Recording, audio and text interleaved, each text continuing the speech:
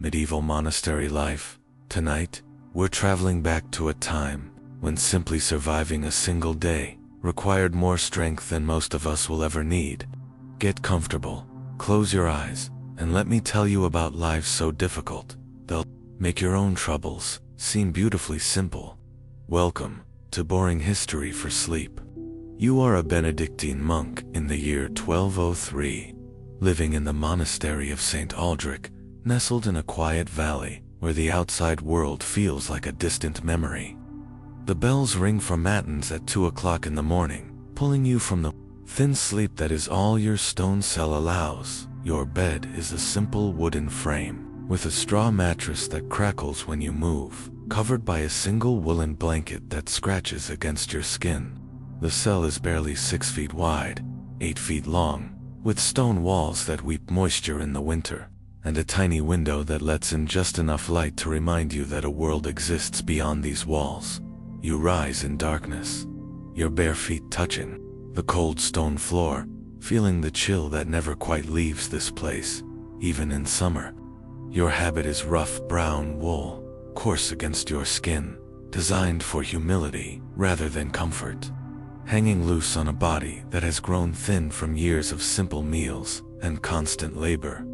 The corridor outside your cell echoes with the soft footsteps of your brothers, 37 other men who have chosen this life of prayer, work, and silence. No one speaks, because speaking is forbidden during most hours, and words have become precious, rare, carefully hoarded for the few times when conversation is permitted. You walk through stone passages that have been worn smooth by centuries of sandaled feet, past walls decorated only with simple wooden crosses, under arched ceilings that seem to press down with the weight of accumulated prayer. The monastery is beautiful in its austerity, magnificent in its simplicity, a place where every ornament has been stripped away to reveal the essential structure of faith. The chapel is your destination, a vast stone chamber where dawn prayers will be sung, where your voice will join with others in harmonies that have been chanted for 800 years. The altar stands at the far end, illuminated by candles that cast dancing shadows on walls blackened by centuries of smoke and prayer. You take your place in the choir stalls, wooden seats arranged in precise rows, worn smooth by generations of monks who have sat here before you, who have sung the same psalms, followed the same rhythm of worship that governs every moment of monastery life. The prayers begin without announcement, without conductor, because everyone knows the sequence by heart, has internalized the rhythm that divides each day into segments of worship, work, and rest. Your voice blends with the others, individual identity dissolving into collective praise, your personal concerns absorbed into something larger and more eternal. The Latin words flow from your lips without conscious thought, memorized through years of repetition, their meaning both immediately clear and infinitely mysterious. Deus in adjutorium, meum intend, Domini, ad adjuvendum, me, festina. The ancient plea for divine assistance that begins each hour of prayer. The chanting continues for an hour, voices rising and falling in patterns that mirror the breathing of the community, the collective heartbeat of men who have given their lives to this rhythm of prayer and silence. The sound echoes off stone walls, seeming to come from the very stones themselves, as if the monastery itself is praying. After matins you return to your cell for another hour of rest, but sleep is elusive, fragmented, always interrupted by the knowledge that the next bell will soon ring, calling you to lauds, the dawn prayer that marks the official beginning of the monastic day. The bell tower dominates the monastery complex, its bronze voice marking every hour, every activity, every transition from one sacred duty to another.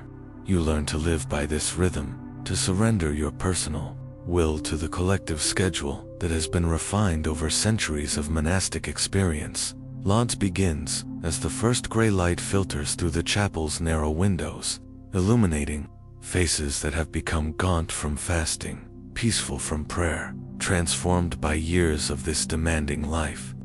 The psalms of morning praise rise like incense, filling the stone space with music that seems to make the very air sacred. Between prayers, you work, because Benedictine life is built on the principle that prayer and labor are equally important, equally sacred, equally necessary for the health of the soul. Your assigned task is copying manuscripts in the scriptorium, the monastery's workshop, where books are created with infinite patience and religious devotion. The scriptorium is a long, narrow room with windows facing north, designed to provide steady, even light that won't fade or change throughout the day. Wooden desks line the walls, each equipped with the tools of your trade: quills, ink, scrapers, rulers, and the precious parchment on which you write. You sit on a hard wooden stool, your back straight, your posture carefully maintained to avoid the cramps and pains that come from hours of bent concentration. The manuscript before you is a copy of Augustine's Confessions, a text you've copied before, but which must be reproduced again because books wear out, are lost, are needed by other monasteries. Each letter is formed with careful precision, your hand moving slowly across the parchment, creating words that will outlast your body, thoughts that will be read long after your voice has fallen silent. The ink flows from your quill in smooth, even strokes, black marks on pale surface that represent the preservation of human knowledge.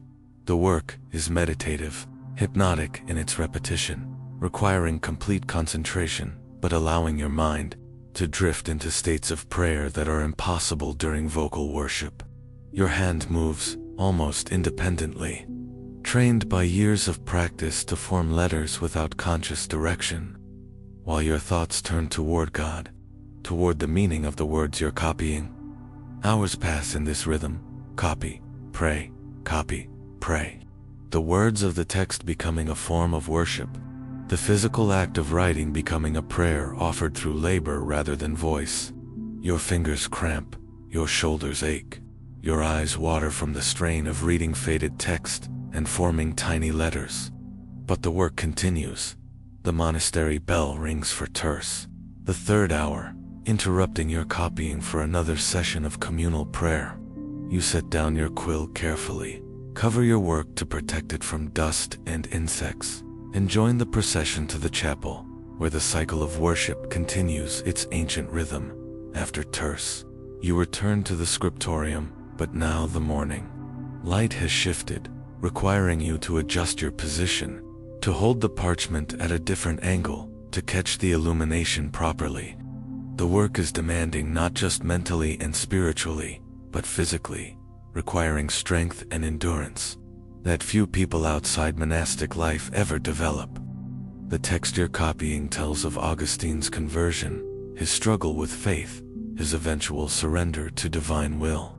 As you write his words, you understand them not just intellectually, but experientially, because your own life has followed a similar pattern of worldly attachment, spiritual searching, and final commitment to religious life. Late have I loved you, beauty so old and so new. You copy, the Latin flowing from your quill, an elegant script that transforms Augustine's personal confession into visual art. Each word is a meditation, each sentence a prayer, each page a small offering placed on the altar of preservation and devotion. The morning copying session ends with the bell for sext, the midday prayer, followed by the main meal of the day in the refectory.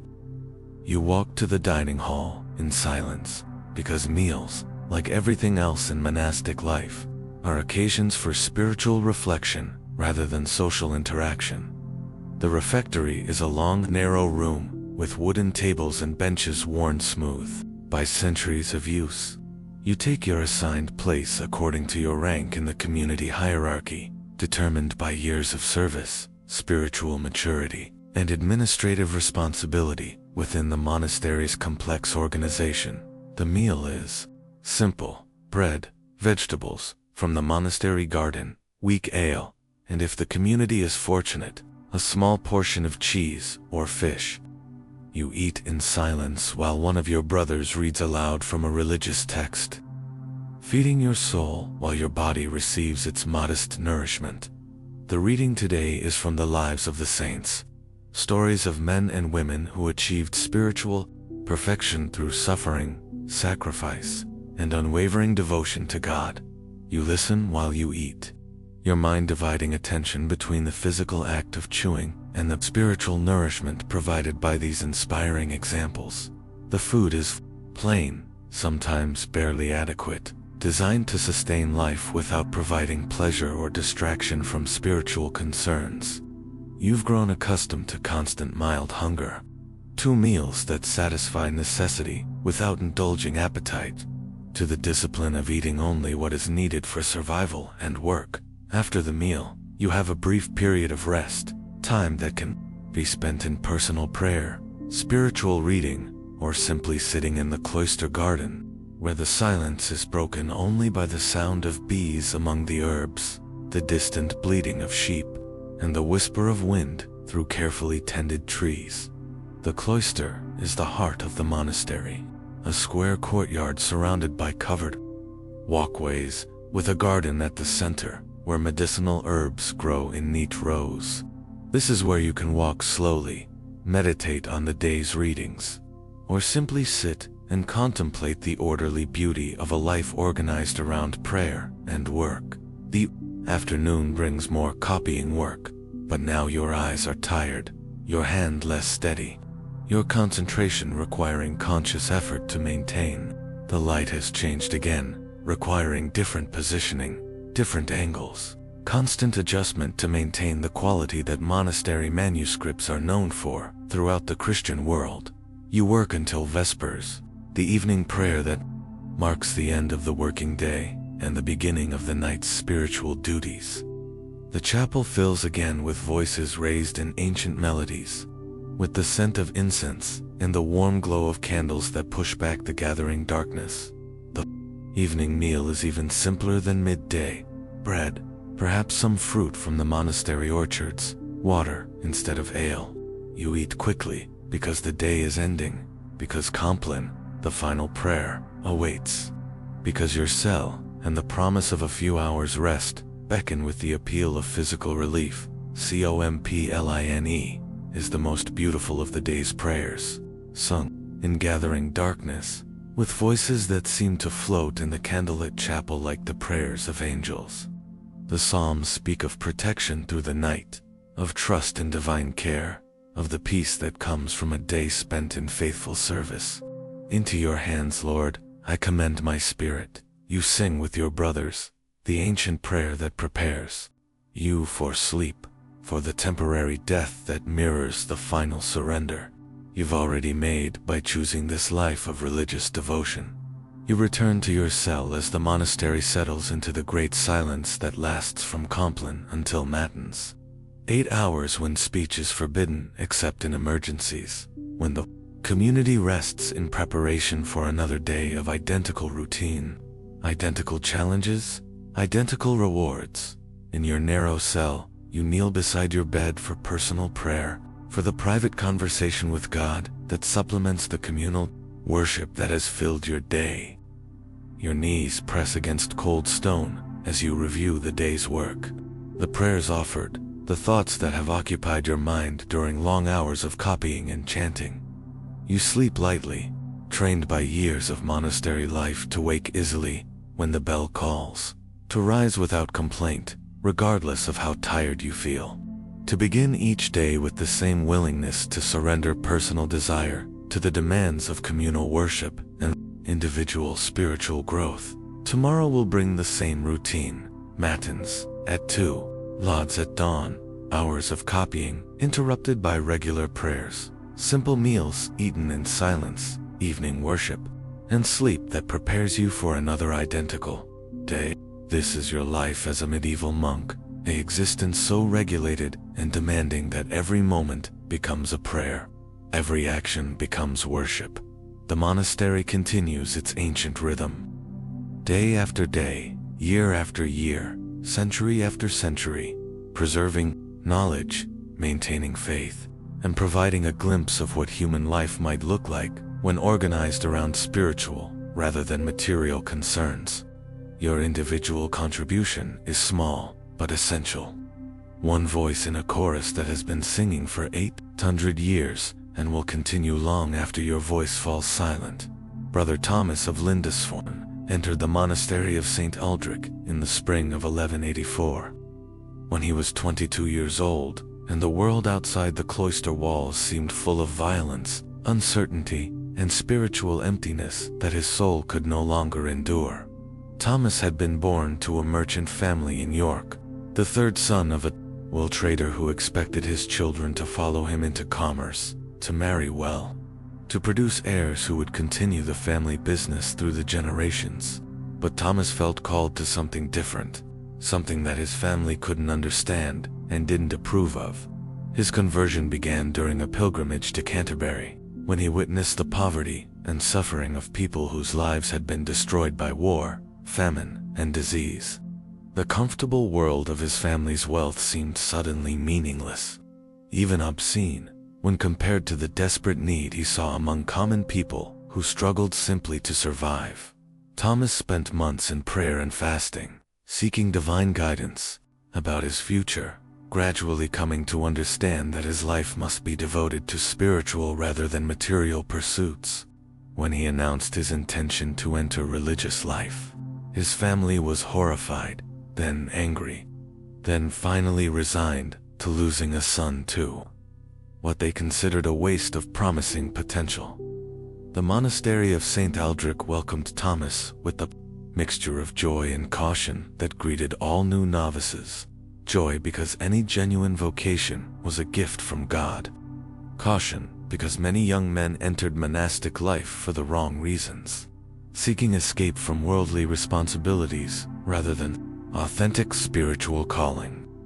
Thomas's novitiate lasted 2 years, during which he learned the rhythm of monastic life under the guidance of Brother Matthew, the novice master who had trained dozens of young men in the demanding discipline of Benedictine spirituality. The novitiate was designed to test vocations, to reveal whether a young man truly possessed the spiritual maturity required for lifelong religious commitment. The first year was the hardest, as Thomas struggled to adapt to the constant schedule of prayer, the physical demands of manual labor, and most difficult of all, the silence that governed most hours of monastic life. He had been raised in a noisy household, in a busy city, among people who expressed themselves freely and frequently. Learning to find peace in silence required a fundamental transformation of his inner life, a gradual quieting of the mental chatter that had always accompanied his thoughts. Brother Matthew taught him to use this silence as a space for prayer, for listening to God's voice, for developing the spiritual sensitivity that would sustain him through decades of monastic life. Thomas's assigned work during his novitiate was in the monastery garden, where he learned to grow the vegetables, herbs, and fruits that fed the community. This work was both physically demanding and spiritually instructive, teaching him patience, humility, and respect for the natural world that reflected divine creativity. The garden work began before dawn and continued until the bell called him to prayer, with brief breaks from meals and spiritual instruction. His hands, soft from his privileged upbringing, became calloused and strong, permanently stained with soil that seemed to mark his transformation from pampered merchant son to working monk. Brother Matthew observed Thomas carefully during these 2 years, watching for signs of genuine spiritual growth, authentic humility, and the emotional stability required for lifelong celibacy and obedience. Many novices left during this period, discovering that romantic notions of monastic life couldn't sustain them through the daily reality of its demands. Thomas persevered, gradually finding peace in the routine that had initially seemed so confining, discovering freedom in the surrender of personal will that had once terrified him. He learned to pray, not just with words, but with his entire life, to find God not only in the chapel, but in the garden, the scriptorium, and the simple tasks that filled his days. At the end of his novitiate, Thomas took his final vows, promising stability, conversion of life, and obedience to the rule of Saint Benedict. These vows bound him to the monastery of St. Aldrich for the rest of his life. A commitment that was both liberating and terrifying in its finality. Brother Thomas was assigned to the scriptorium, where his education and careful handwriting made him valuable for the demanding work of copying manuscripts. This assignment was both an honor and a responsibility. Because the monastery's reputation for scholarship depended on the quality of books produced in its writing workshop, his first major project was copying a Psalter, the Book of Psalms used in daily worship throughout the Christian world.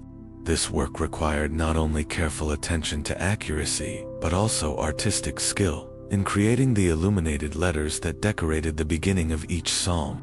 Thomas spent months learning the techniques of manuscript illumination from Brother Benedict, the monastery's master scribe.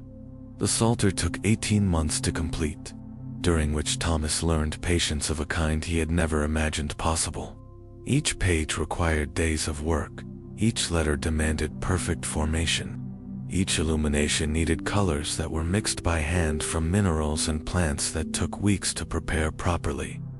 Working on the Psalms deepened Thomas's spiritual life in ways that pure prayer alone could not achieve. As he copied David's words of praise, lamentation, and trust, he internalized them, made them part of his own prayer vocabulary, discovered in them resources for spiritual strength that sustained him through the inevitable periods of doubt and dryness. The completed Psalter was a masterpiece of medieval book arts, with illuminations that glowed like jewels on pages of perfect parchment, text that was clear and beautiful enough to assist worship for centuries.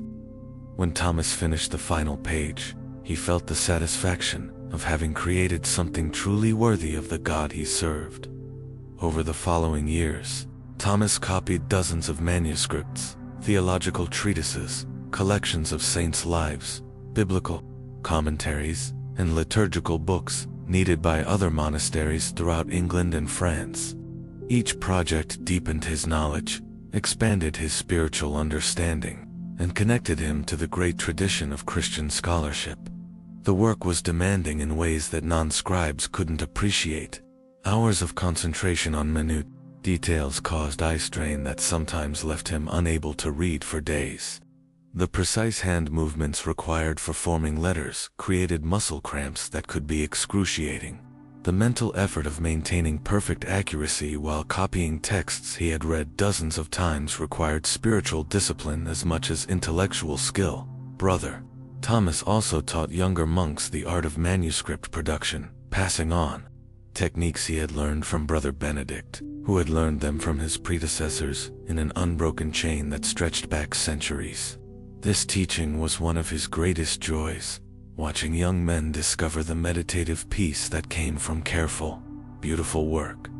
When Thomas was 45 years old, he was appointed monastery librarian, responsible for cataloging, preserving, and organizing the hundreds of books that represented the community's intellectual treasure. This position required not only organizational skills, but also deep knowledge of theology, philosophy, and the classical learning that informed medieval scholarship. The library was housed in a stone chamber adjacent to the scriptorium, with wooden shelves that held manuscripts worth fortunes, books that existed in only a few copies throughout the Christian world. Thomas developed elaborate systems for protecting these treasures from fire, flood, theft, and the simple decay that threatened all organic materials. His cataloging work revealed the extraordinary breadth of the monastery's collection. Works by Augustine, Jerome, Gregory the Great, and other church fathers. Classical texts by Aristotle, Plato, and Cicero. Contemporary theological treatises, and unique historical chronicles that existed nowhere else in the world. Thomas spent his final 20 years as librarian, creating detailed catalogs that would guide future scholars, establishing preservation procedures that would protect manuscripts for centuries, and continuing his own copying work on projects that required his decades of accumulated skill and experience.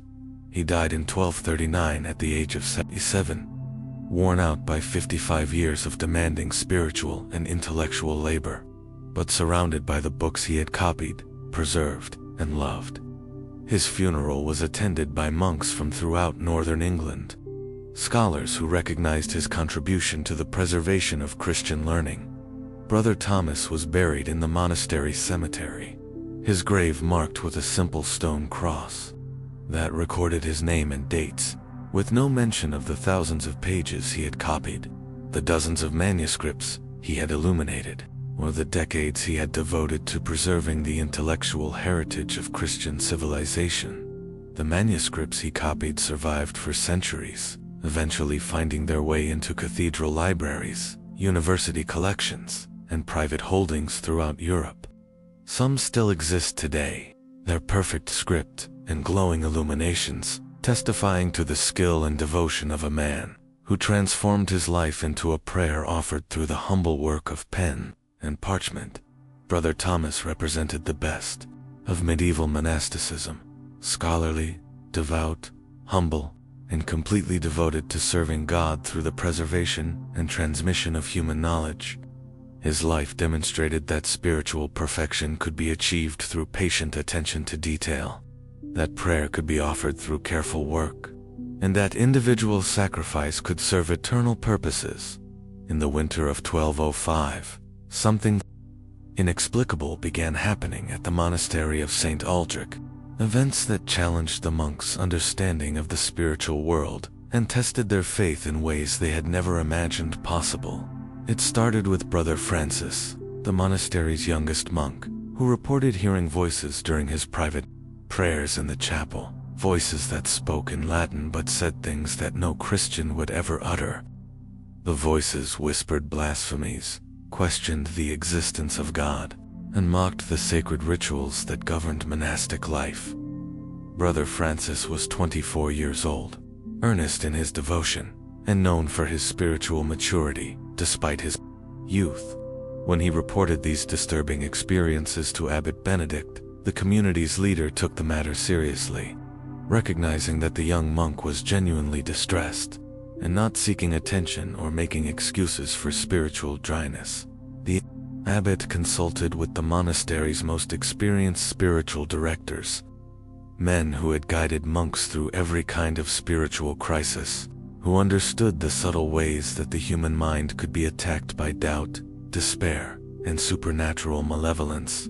They recommended increased prayer, fasting, and spiritual direction for Brother Francis. But the phenomena escalated beyond what any spiritual director had encountered before. Brother Francis began experiencing physical manifestations during prayer, sudden drops in temperature that left frost on his breath despite the warmth of the chapel, shadows that moved independently of any light source, and the sensation of invisible hands touching him during the most sacred moments of worship. Other monks began reporting similar experiences during their private prayers. Brother Matthew felt an oppressive presence in his cell that made sleep impossible, accompanied by sounds of footsteps in the corridor outside when he knew all his brothers were in their own cells. Brother David saw figures in medieval dress walking through the chapel during matins, figures that disappeared when he looked directly at them. The monastery's cats, usually calm and well-fed animals that helped control mice in the scriptorium and kitchen, became agitated and fearful, refusing to enter certain areas of the complex, yowling in distress during the night hours when the community was supposed to be sleeping peacefully. Abbot Benedict organized special prayer sessions, bringing the entire community together for extended periods of worship designed to combat whatever malevolent forces were disturbing the monastery's peace. The monks chanted psalms of protection, burned incense in every room, and sprinkled holy water throughout the complex. These measures seemed to intensify rather than diminish the supernatural activity. During one particularly powerful prayer session, the chapel's candles were extinguished by wind that came from no identifiable source, leaving the monks in complete darkness while they heard what sounded like laughter echoing from the stone walls. Brother Thomas, working late in the scriptorium on an urgent copying project, reported seeing a monk in unfamiliar habit standing beside his desk, reading over his shoulder. When Thomas turned to acknowledge this visitor, the figure vanished, but the parchment he had been working on was covered with strange marks that hadn't been there moments before. The mysterious marks appeared to be writing in a script that resembled Latin but used symbols that none of the monastery's scholars could interpret.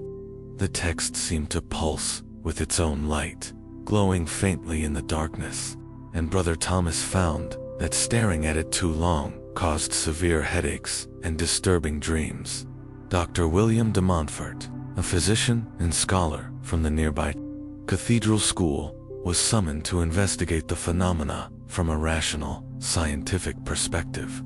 He spent a week at the monastery, interviewing the affected monks, examining the mysterious writings, and searching for natural explanations for the reported events. Dr. de Montfort's investigations revealed that the supernatural activity seemed concentrated in the oldest parts of the monastery, areas that had been built on the ruins of an ancient Celtic settlement.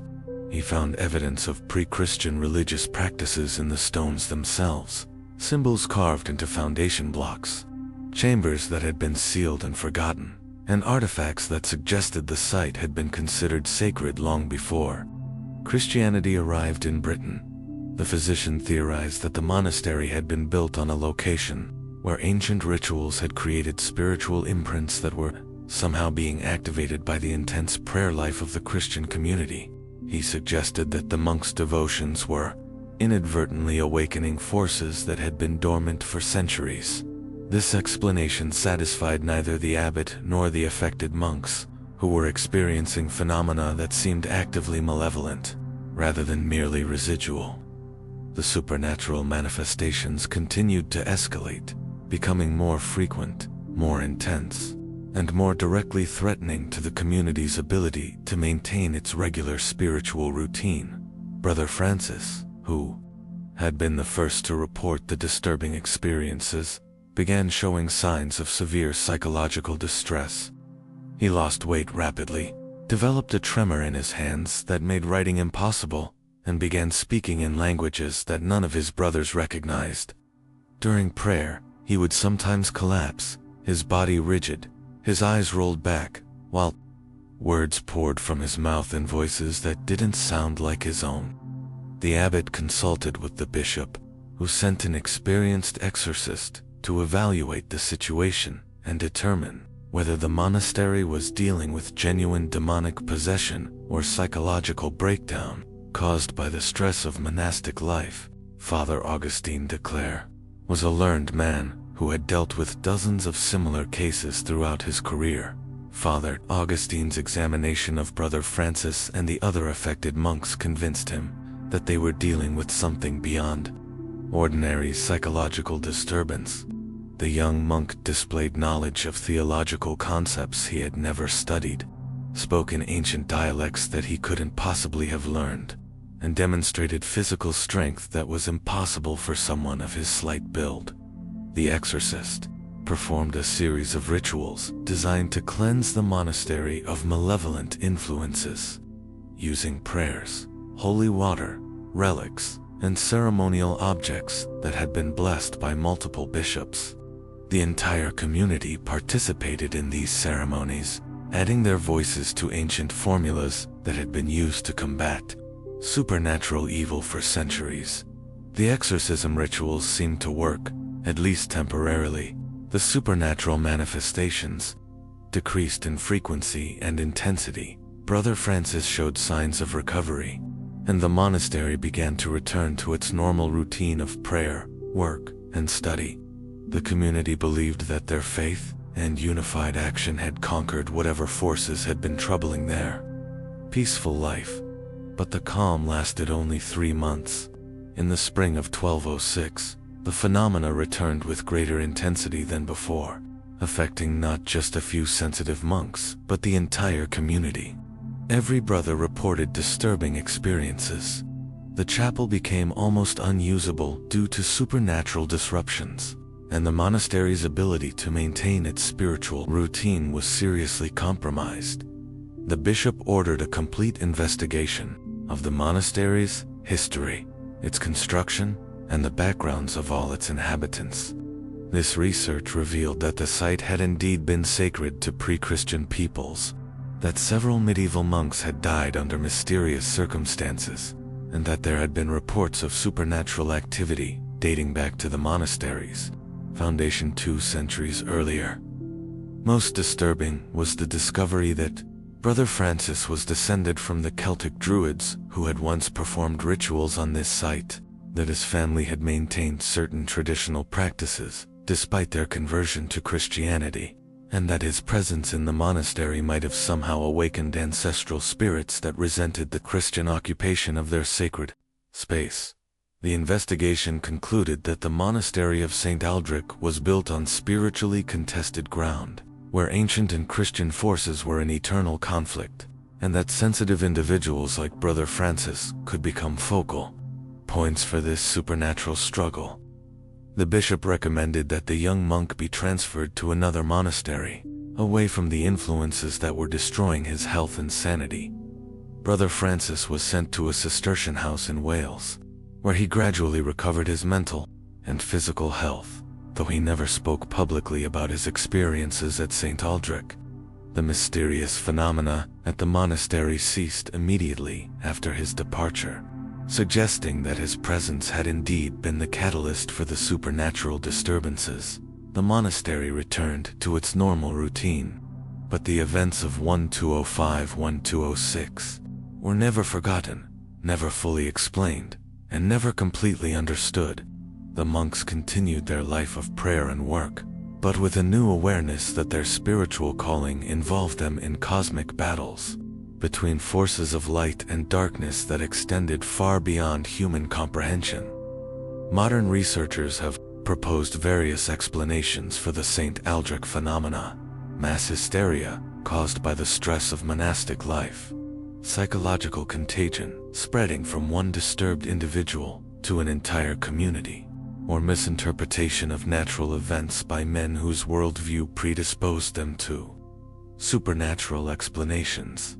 But the detailed records kept by the monastery, the testimony of credible witnesses, including the visiting physician and exorcist, and the dramatic cessation of phenomena after Brother Francis's departure suggests that something genuinely unexplained occurred during those troubled months. The mystery of St. Aldrich represents the collision between Christian spirituality and older religious traditions, the price paid by individuals caught between conflicting supernatural forces, and the limits of human understanding when confronted with experiences that transcend ordinary reality. While Brother Thomas copied manuscripts in the peaceful scriptorium of St. Aldrich, a completely different world existed beyond the monastery walls, where secular nobles lived lives of luxury, violence, and political intrigue that seemed to belong to an entirely different universe. Lord William de Montfort controlled vast estates that included dozens of villages, thousands of serfs, and resources that made him one of the wealthiest men in northern England. His castle was a monument to military power and aristocratic privilege, a massive stone structure that dominated the landscape for miles around.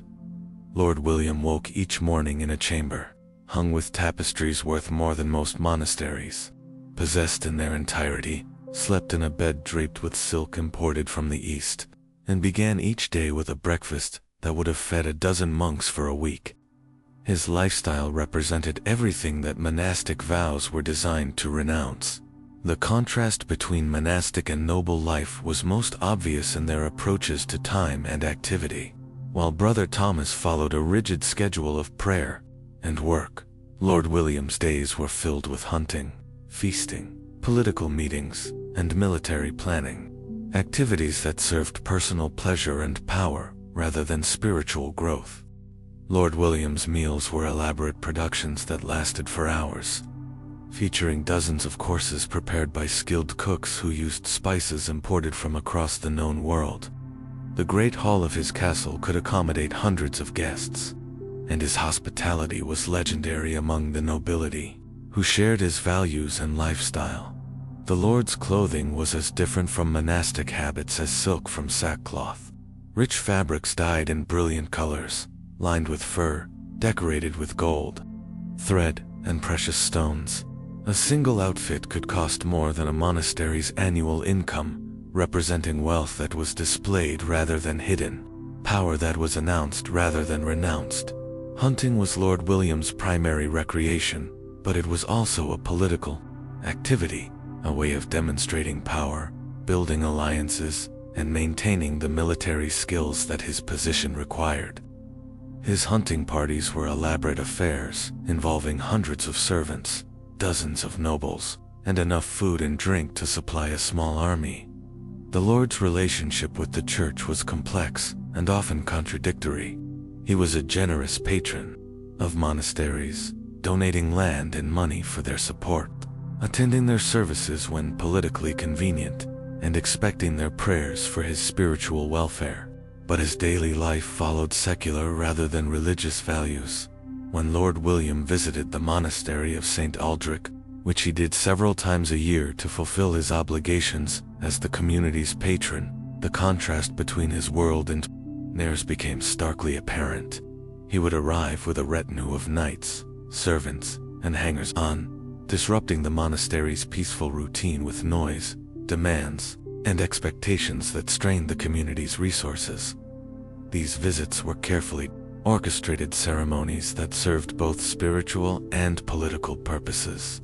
Lord William would hear Mass in the monastery chapel, receive blessings from the abbot, and make donations that demonstrated his piety to witnesses who would spread news of his generosity throughout the region. But the Lord's understanding of Christianity was fundamentally different from the monk's understanding. For him, religion was a matter of public performance, political calculation, and insurance against divine punishment, rather than the total transformation of life that monasticism represented. Lord William's marriage was a political alliance rather than a personal relationship, arranged to consolidate landholdings, strengthen military partnerships, and produce heirs who would continue the family's power through future generations. Love, in the modern sense, was considered irrelevant to such arrangements. Lady Margaret de Montfort lived a life of restricted luxury, surrounded by wealth, but constrained by the rigid expectations that governed noble women's behavior. She managed the castle's domestic affairs, supervised dozens of servants, and fulfilled the social obligations that came with her husband's position. But she had little real power or independence. The Lord's children were raised to continue the family traditions. Sons were trained in warfare and estate management. Daughters were prepared for marriages that would advance family interests. Education was practical, rather than scholarly, focused on the skills needed to maintain aristocratic power, rather than spiritual or intellectual development. When Lord William died at the age of 52, killed in a hunting accident that may have been arranged by political enemies, his death was mourned publicly, but privately welcomed by many who had suffered under his rule. His funeral was a grand affair, attended by hundreds of nobles, but the genuine grief was limited to his immediate family and closest supporters. The contrast between Lord William's death and Brother Thomas's peaceful passing could not have been more stark.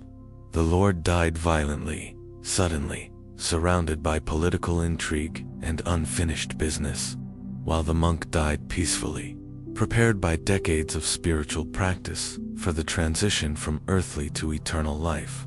Lord William's legacy was material: lands, castles, wealth, and political connections that would benefit his heirs for generations. Brother Thomas's legacy was spiritual: manuscripts that preserved knowledge, prayers that had been offered for the salvation of souls, and an example of life devoted entirely to serving God rather than serving self. The two men lived in the same era, in the same region, sometimes in the same buildings, but they inhabited completely different worlds, pursued completely different goals, and left completely different legacies for future generations to evaluate and understand.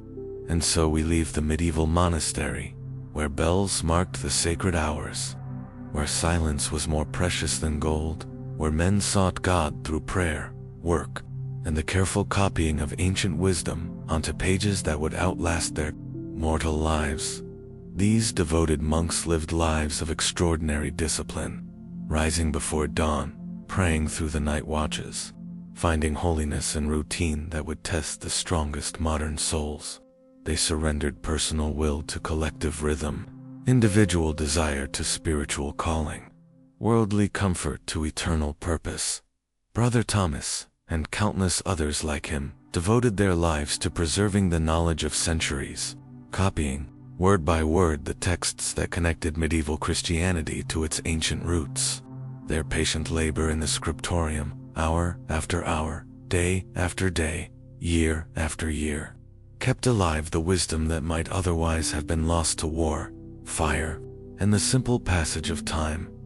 The monastery of St. Aldrich stood as proof that human beings could create communities based on spiritual rather than material values, that life could be organized around prayer rather than profit, that individual identity could be willingly dissolved into something larger and more eternal as you drift off to sleep tonight, in your private space, with choices that medieval monks never imagined possible. Remember the brothers of St. Aldrich, kneeling on cold stone floors, their voices rising in ancient harmonies that echoed through corridors worn smooth by centuries of sandaled feet. Their struggles are over, their prayers completed, their manuscripts finished and preserved in libraries around the world. But their legacy lives on, in every moment of silence that brings peace, every act of patient labor that serves others, every choice to seek meaning beyond material comfort. The monastery bells have fallen silent, the scriptorium stands empty, and the cells where monks once slept in holy poverty are now tourist attractions. But somewhere, in monasteries that continue the ancient tradition, the rhythm continues, prayer and work, silence and song. Individuals surrender to collective purpose.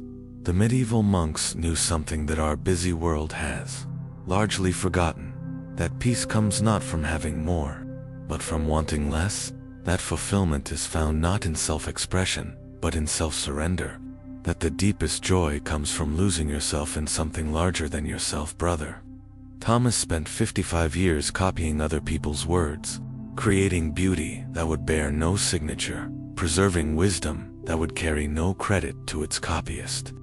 He found his immortality, not in fame or wealth, but in service so complete that his individual identity dissolved into the eternal work of keeping light alive in a dark world. Sleep well, knowing that your rest is your own, that your thoughts are private, that your choices are yours to make. The monks of St. Aldrich earned these freedoms for us, through their sacrifice of personal will, their dedication to collective good, and their faith that individual lives could serve eternal purposes. Their silence was their sermon, their copying was their prayer, their simple lives were their greatest teaching. They showed us that it is possible to live for something beyond yourself, to find joy in daily routine, to discover the sacred in the ordinary work of preserving what matters most. Good night, ancient Rome bathhouse workers. Tonight, we're traveling back to a time when simply surviving a single day required more strength than most of us will ever need. Get comfortable, close your eyes, and let me tell you about lives so difficult they'll make your own troubles seem beautifully simple. Welcome to Boring History for Sleep. You are a bath attendant at the baths of Caracalla in Rome in the year 216 AD. The sun hasn't risen yet, but you're already walking through the misty streets toward the massive complex where you spend 12 hours each day, tending to the endless needs of Romans who see you as barely human. Your home is a single room in a cramped tenement building, 4 stories high, where the wooden floors sag under the weight of too many people, and the smell of cooking food, unwashed bodies, and human waste creates an atmosphere that clings to your clothes and follows you wherever you go. You dress in a simple tunic, rough linen that scratches against your skin, dyed the dull brown that marks you as a worker, not a citizen. Your feet are bare because shoes are expensive, and the heated floors of the bathhouse make them unnecessary during working hours. The walk to the baths takes you through neighborhoods where the wealthy never venture, past shops that won't open 4 hours, around piles of refuse that the city's cleaners haven't yet collected. Rome in the early morning is a different city than the one tourists see, darker, spellier, more honest about the reality of life for ordinary people. You enter the bath complex through the workers' entrance, a narrow door hidden behind the grand marble facade that visitors admire. The contrast is immediate, jarring, like stepping from one world into another, from the gritty reality of Roman streets into a palace of luxury that exists for other people's pleasure. The baths of Caracalla are enormous, covering acres accommodating 1,600 bathers at a time, heated by a complex system of furnaces that burn constantly, requiring endless supplies of wood, charcoal, and human labor to maintain. You are part of the invisible army that makes this luxury possible. Your first task is stoking the furnaces, the hypocaust system that heats the floors, walls, and water throughout the complex. The furnace room is hot, stifling, filled with smoke that makes your eyes water and your lungs burn. You shovel coal into fireboxes that glow like the mouth of hell, maintaining temperatures that keep the baths comfortable for citizens who never think about the cost in human suffering. The heat in the furnace room is overwhelming, even in winter, making summer work almost unbearable. You sweat constantly, losing water that you can't always replace, becoming dehydrated, dizzy, weak from the constant exposure to temperatures that would kill softer men. After stoking the furnaces, you clean the pools, scrubbing marble surfaces that must be spotless, removing the oil, dead skin, and other debris left by yesterday's bathers.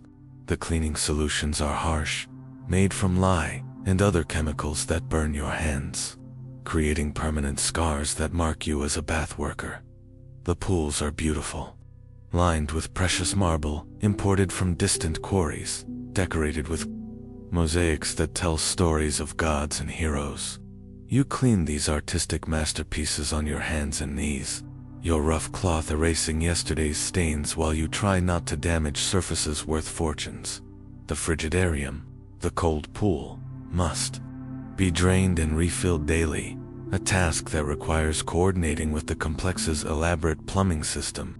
You operate bronze valves, wooden sluices, and lead pipes that carry water from aqueducts that stretch for miles across the Roman countryside. The tepidarium, the warm pool, requires constant temperature monitoring, careful adjustment of the heating system to maintain the exact warmth that Roman bathers expect. Too hot, and citizens complain to your supervisor. Too cool, and they demand explanations you're not qualified to give. The caldarium, the hot pool, is your most dangerous workplace, where steam rises in clouds that obscure vision, where temperatures reach levels that can kill the careless or unlucky. You work in this environment for hours, moving carefully through vapor that scalds exposed skin, maintaining equipment that could explode if improperly handled. Between pool maintenance, you prepare the oils, strigils, and towels that bathers require for their elaborate cleansing rituals. These supplies must be perfectly arranged, constantly replenished, immediately replaced when used. Roman citizens expect instant service, perfect attention, flawless execution of their demands. The oils are expensive, imported from across the empire, stored in amphorae that are worth more than you earn in months. You measure these precious liquids carefully, because waste means punishment, because every drop represents value that exceeds your annual wages. Strigils, the curved bronze tools used to scrape oil and dirt from skin, must be cleaned meticulously after each use, polished to shine like mirrors, arranged in precise patterns that please the aesthetic sensibilities of your betters. You handle these tools thousands of times each day, your fingers developing permanent calluses from the repeated contact. Towels require constant washing, drying, and folding, a never-ending cycle that keeps you moving between the laundry areas and the bathing rooms. The fabric is fine, linen, soft and absorbent, but you're forbidden to use it for your own cleansing, no matter how dirty you become during your work. When the baths open at noon, your real work begins. Roman citizens arrive, expecting instant attention, perfect service, immediate fulfillment of their every need. You become invisible, a moving piece of furniture that anticipates requests, provides supplies, and solves problems without being acknowledged as human. You follow wealthy Romans through their bathing routine, carrying their belongings, adjusting water temperatures, providing fresh towels, applying oils to skin that's softer than anything you'll ever experience. They talk around you, through you, about you, as if you lack ears to hear, minds to understand, feelings to hurt. The massage rooms require your constant attention, preparing tables, warming oils, cleaning surfaces between clients. You assist the trained masseurs, men who earn more in a day than you earn in a week, but who still treat you as inferior, disposable, barely worthy of notice. Some citizens are kind, offering small tips, speaking politely, treating you with basic human dignity. Others are cruel, demanding, abusive, taking out their frustrations on workers who can't defend themselves without losing their jobs, their homes, their means of survival. The afternoon brings the busiest hours, when the baths fill with senators, merchants, soldiers, and other citizens who have finished their daily business and come to socialize, exercise, and indulge in the luxury that their citizenship entitles them to enjoy. You move through crowds of naked Romans, cleaning spills, replacing supplies, maintaining equipment, all while pretending not to hear the conversations that swirl around you. Political conspiracies, business deals, personal scandals, the intimate details of lives that shape the empire's destiny. The exercise areas require different skills, different supplies, different attention. You oil wrestling surfaces, clean weights, and exercise equipment, mop floors that become slippery with sweat and spilled water. Athletic Romans pursue physical perfection with the same intensity they bring to conquering barbarian tribes. The libraries and meeting rooms within the bath complex must be maintained as carefully as the pools themselves. Scrolls must be organized, reading surfaces cleaned, furniture arranged for the comfort of citizens who come here to read, think, and discuss the philosophical questions that educated Romans consider important. Evening brings different challenges, different responsibilities. As the crowds thin out, you begin the cleaning that will prepare the baths for tomorrow's users. Every surface must be scrubbed, every pool drained and refilled, every piece of equipment cleaned and properly stored. The massage tables must be wiped down with solutions that remove oil, sweat, and other residues left by the day's clients. The bronze strigils must be polished until they gleam. The amphory of oil must be checked and refilled. The towels must be collected for washing. The furnaces require constant attention. Coal added to maintain heat through the night. Temperatures monitored to ensure that tomorrow's bathers will find the water at perfect warmth. You work in heat that makes your head swim, your body weak, your hands shake with exhaustion. Your shift ends after dark, when the last citizens have left, when the complex settles into the quiet maintenance mode that prepares it for another day of luxury. You walk home through streets that are dangerous after dark, past taverns where you can't afford to drink, toward the tenement where sleep will restore just enough strength for tomorrow's identical routine. Your evening meal is simple, cheap, filling without being satisfying. Bread, olives, watered wine, perhaps some cheese if you've been able to save enough copper coins from your meager wages. You eat quickly, mechanically. Fuel for a body that serves other people's pleasure. Sleep comes easily, because exhaustion is your constant companion, because your body demands rest after 12 hours of constant movement in temperatures that would overwhelm softer men. You sleep deeply, dreamlessly, until dawn brings another day of invisible service in the marble paradise of Roman luxury. Tomorrow will bring the same routine, The same challenges, the same invisible labor that maintains the comfort of citizens who never consider the human cost of their pleasure. You'll stoke furnaces, clean pools, carry supplies, and endure heat that gradually destroys your health. All so that Romans can enjoy the bathing rituals that mark their civilization as superior to the barbarian world beyond their borders. The baths of Caracalla represent the pinnacle of Roman engineering, the height of imperial luxury, the embodiment of civilization that Romans believe justifies their conquest of the world. But this magnificence depends entirely on the labor of men like you, workers whose suffering makes possible the comfort that citizens take for granted. Your life as a bath attendant is an existence of constant service, invisible labor, and gradual, physical destruction in pursuit of wages that barely sustain life. Every coal you shovel, every pool you clean, every citizen you serve is a small victory against poverty that threatens to consume you if you stop working for even a day. The story of Marcus Aquilus begins in the slums of Rome's Subura district, where he was born in 194 AD to parents who sold their labor by the day, when work was available, and went hungry when it wasn't.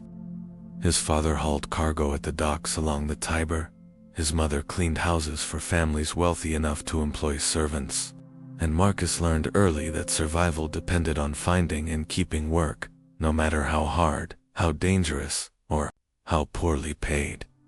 When Marcus was 10 years old, his father died in an accident at the docks, crushed by a shifting load of grain sacks that a supervisor had stacked improperly. There was no compensation, no investigation, no consequences for the negligence that cost a man his life. Workers were expendable, easily replaced, and their families were expected to cope with the loss as best they could. Marcus's mother took additional cleaning work to support her children, but her health began failing under the stress of increased labor and constant worry about money.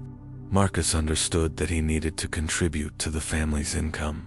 That childhood was a luxury his circumstances couldn't afford.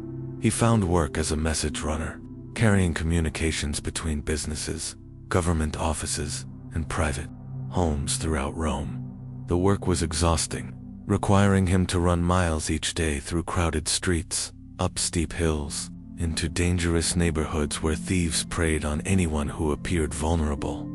The message running taught Marcus the geography of Rome, the social distinctions that governed every aspect of city life, and the complex network of relationships that connected the powerful to each other while excluding ordinary people from any real influence or opportunity. When Marcus was 14, his mother died of lung disease caused by years of breathing the fumes from cleaning chemicals, the dust from endless sweeping, and the general miasma of poverty that shortened lives throughout the working districts of Rome. He was alone, responsible for his own survival, with no family, no patron, no resources except his willingness to work. A friend from the Subura told him about opportunities at the baths of Caracalla, where the expansion of the complex had created demand for additional workers. The pay was better than message running, the work was steadier, and there were possibilities for advancement for men who proved their reliability and skill. Marcus applied for work at the baths, with the mixture of hope and desperation that characterized most employment decisions among Rome's poor. He needed the job to survive, but he also understood that bath work was hard, dangerous, and dominated by supervisors who treated workers as disposable tools rather than human beings. The supervisor who hired Marcus was Gaius Flavius, a freedman who had worked his way up from laborer to management through 30 years of faithful service, political cunning, and the ability to maintain discipline. Among men who had little to lose and every reason to resent their circumstances, Flavius assigned Marcus to the furnace crew, the most demanding job in the complex, where workers maintained the fires that heated the entire bathing system. The work required strength, endurance, and the ability to function in temperatures that regularly caused heat exhaustion, dehydration, and occasionally death. Marcus's first day nearly killed him. The furnace room was hotter than anything he had experienced, filled with smoke that made breathing difficult, dominated by fires that roared like living things demanding constant feeding. He shoveled coal until his muscles screamed, his hands blistered, and his head swam with dizziness. Veteran workers taught him the techniques of survival, how to pace himself during the hottest hours, how to recognize the signs of heat exhaustion, how to drink enough water without making himself sick, how to protect his hands and lungs from the worst effects of the work. "The furnaces don't care if you live or die," explained Quintus, a veteran worker who had survived 15 years in the bathhouse. "They only care about coal, heat, and maintenance. So you must care for yourself, because no one else will. Learn to work smart, not just hard, or this job will kill you within a year." Marcus learned to read the furnaces like living things, understanding their moods, their needs, their dangerous moments when inattention could cause explosions that killed workers and customers alike. He developed an almost mystical connection to the heating system, sensing problems before they became crises, anticipating needs before they became emergencies. After 2 years of furnace work, Marcus was promoted to pool maintenance, a position that required different skills but offered slightly better working conditions and marginally higher pay. Pool maintenance brought him into contact with the customers, the Roman citizens whose comfort depended on his invisible labor. The pool work taught Marcus about Roman society from a perspective that few citizens understood. He observed the social hierarchies that governed bathing routines, the political discussions that took place in supposedly relaxing environments, and the personal dramas that played out among people who thought themselves unobserved by mere workers. Marcus learned to move through the bathing areas like a ghost, present but unnoticed, essential but invisible, human but treated as furniture that happened to move and respond to orders. This invisibility was both degrading and protective, allowing him to overhear conversations that revealed the true nature of Roman power. He listened to senators discussing military campaigns, merchants planning business ventures, and aristocrats arranging marriages, political alliances, and financial transactions that affected thousands of people throughout the empire. Knowledge that could be valuable if he had been in a position to use it. If he had been someone other than a bath worker whose testimony would never be believed. Marcus married Julia, the daughter of another bath worker, in a simple ceremony that took place in their tenement courtyard, witnessed by friends who understood the economic realities that shaped working-class life in imperial Rome. Their marriage was based on practical considerations as much as affection. 2 incomes were better than 1. Shared housing was cheaper than separate apartments, and mutual support increased the chances of survival. They had 3 children, 2 of whom survived to adulthood, a survival rate that was typical for working families in Rome.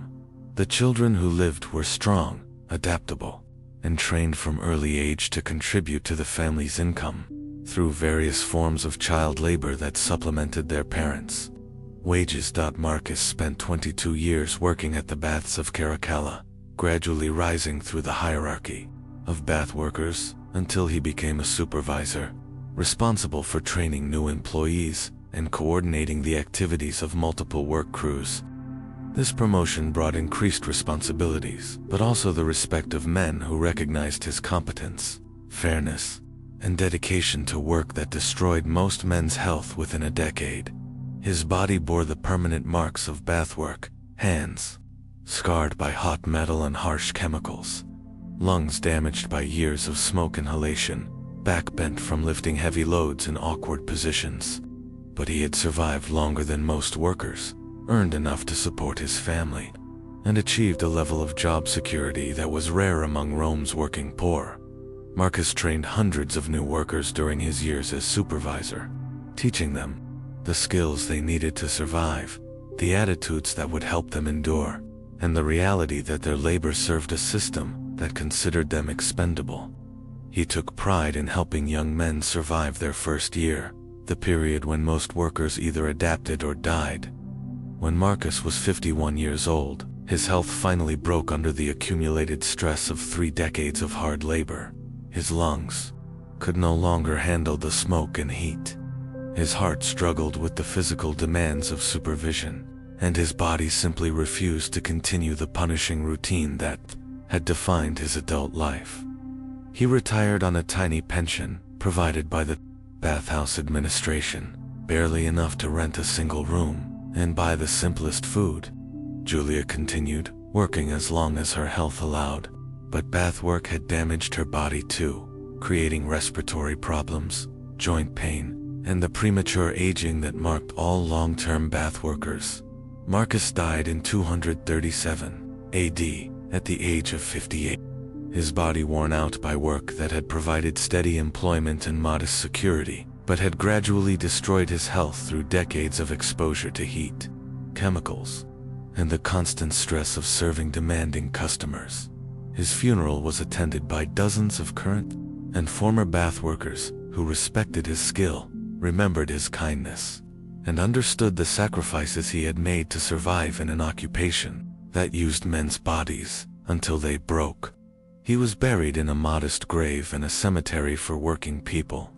His stone marker, recording his name and dates without mentioning the decades he had devoted to maintaining Roman luxury. Marcus Aquilus represented the best of Roman bath workers, skilled, dedicated, fair, and completely devoted to work that served others while destroying himself. His life demonstrated that dignity could be maintained even in degrading circumstances, that pride could be taken in work that others considered beneath notice, and that ordinary men could achieve extraordinary persistence in the face of impossible challenges. In the autumn of 218 AD, something extraordinary began happening at the baths of Caracalla, events that challenged the workers' understanding of the physical world and tested their sanity in ways that made their already difficult work almost unbearable. It started with the furnaces, which began behaving in ways that defied the experience of men who had tended them for decades. Fires that should have died down continued burning without additional fuel. Temperatures fluctuated wildly, despite careful monitoring, and workers reported hearing voices speaking Latin words that seemed to come from the flames themselves. Marcus Aquilus, now a veteran supervisor with 15 years of experience, initially dismissed these reports as hallucinations caused by heat exhaustion, the inevitable result of working in temperatures that pushed human endurance beyond reasonable limits. But the phenomena persisted, became more frequent, and began affecting workers throughout the complex. The pools presented even stranger problems. Water levels changed overnight without explanation. Temperatures shifted dramatically, despite unchanged heating, and workers reported seeing figures moving beneath the surface of pools that had been drained for cleaning. These underwater apparitions appeared to be bathing, washing, moving through empty marble basins as if the water was still there. Lucius Marcellus, the bathhouse administrator, was a practical man who had managed public facilities for 20 years without encountering anything that couldn't be explained by equipment failure, worker incompetence, or the normal problems of maintaining a complex system. The supernatural reports irritated him, suggesting either mass hallucination among his staff or elaborate hoax designed to avoid work. But when Marcellus spent a night in the complex, investigating the reports personally, he witnessed phenomena that challenged his rational worldview. He saw steam rising from cold pools, heard the sound of splashing water in empty chambers, and observed doors opening and closing with no visible cause.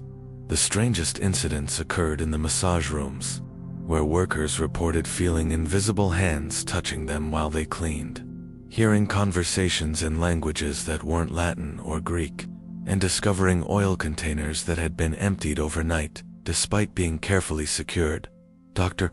Claudius Maximus, a physician who treated injuries among bath workers, was consulted about the possibility that toxic fumes from the heating system were causing mass hallucinations. He examined the ventilation systems, tested air quality, and interviewed affected workers, but found no medical explanation for the reported phenomena. The investigation revealed that the supernatural activities seemed concentrated in the oldest parts of the complex, areas that had been built on the site of an earlier temple dedicated to water gods who had been worshipped in Rome before the current imperial cult. Archaeological evidence suggested that sacred springs had been incorporated into the bath design, possibly carrying spiritual significance that the Roman engineers hadn't considered. Workers began refusing to work alone in certain areas, demanding that assignments be modified to avoid the chambers where supernatural activity was most intense. Productivity declined as men spent time discussing the phenomena, speculating about causes, and developing rituals designed to protect themselves from whatever forces were disturbing their workplace. The situation deteriorated when several workers claimed to have been touched, pushed, or even attacked by invisible presences while performing routine maintenance. These reports included physical evidence, bruises, scratches, and burns that couldn't be explained by normal workplace hazards. Marcus organized prayer sessions among the workers, combining traditional Roman religious practices with newer Christian beliefs that some employees had adopted.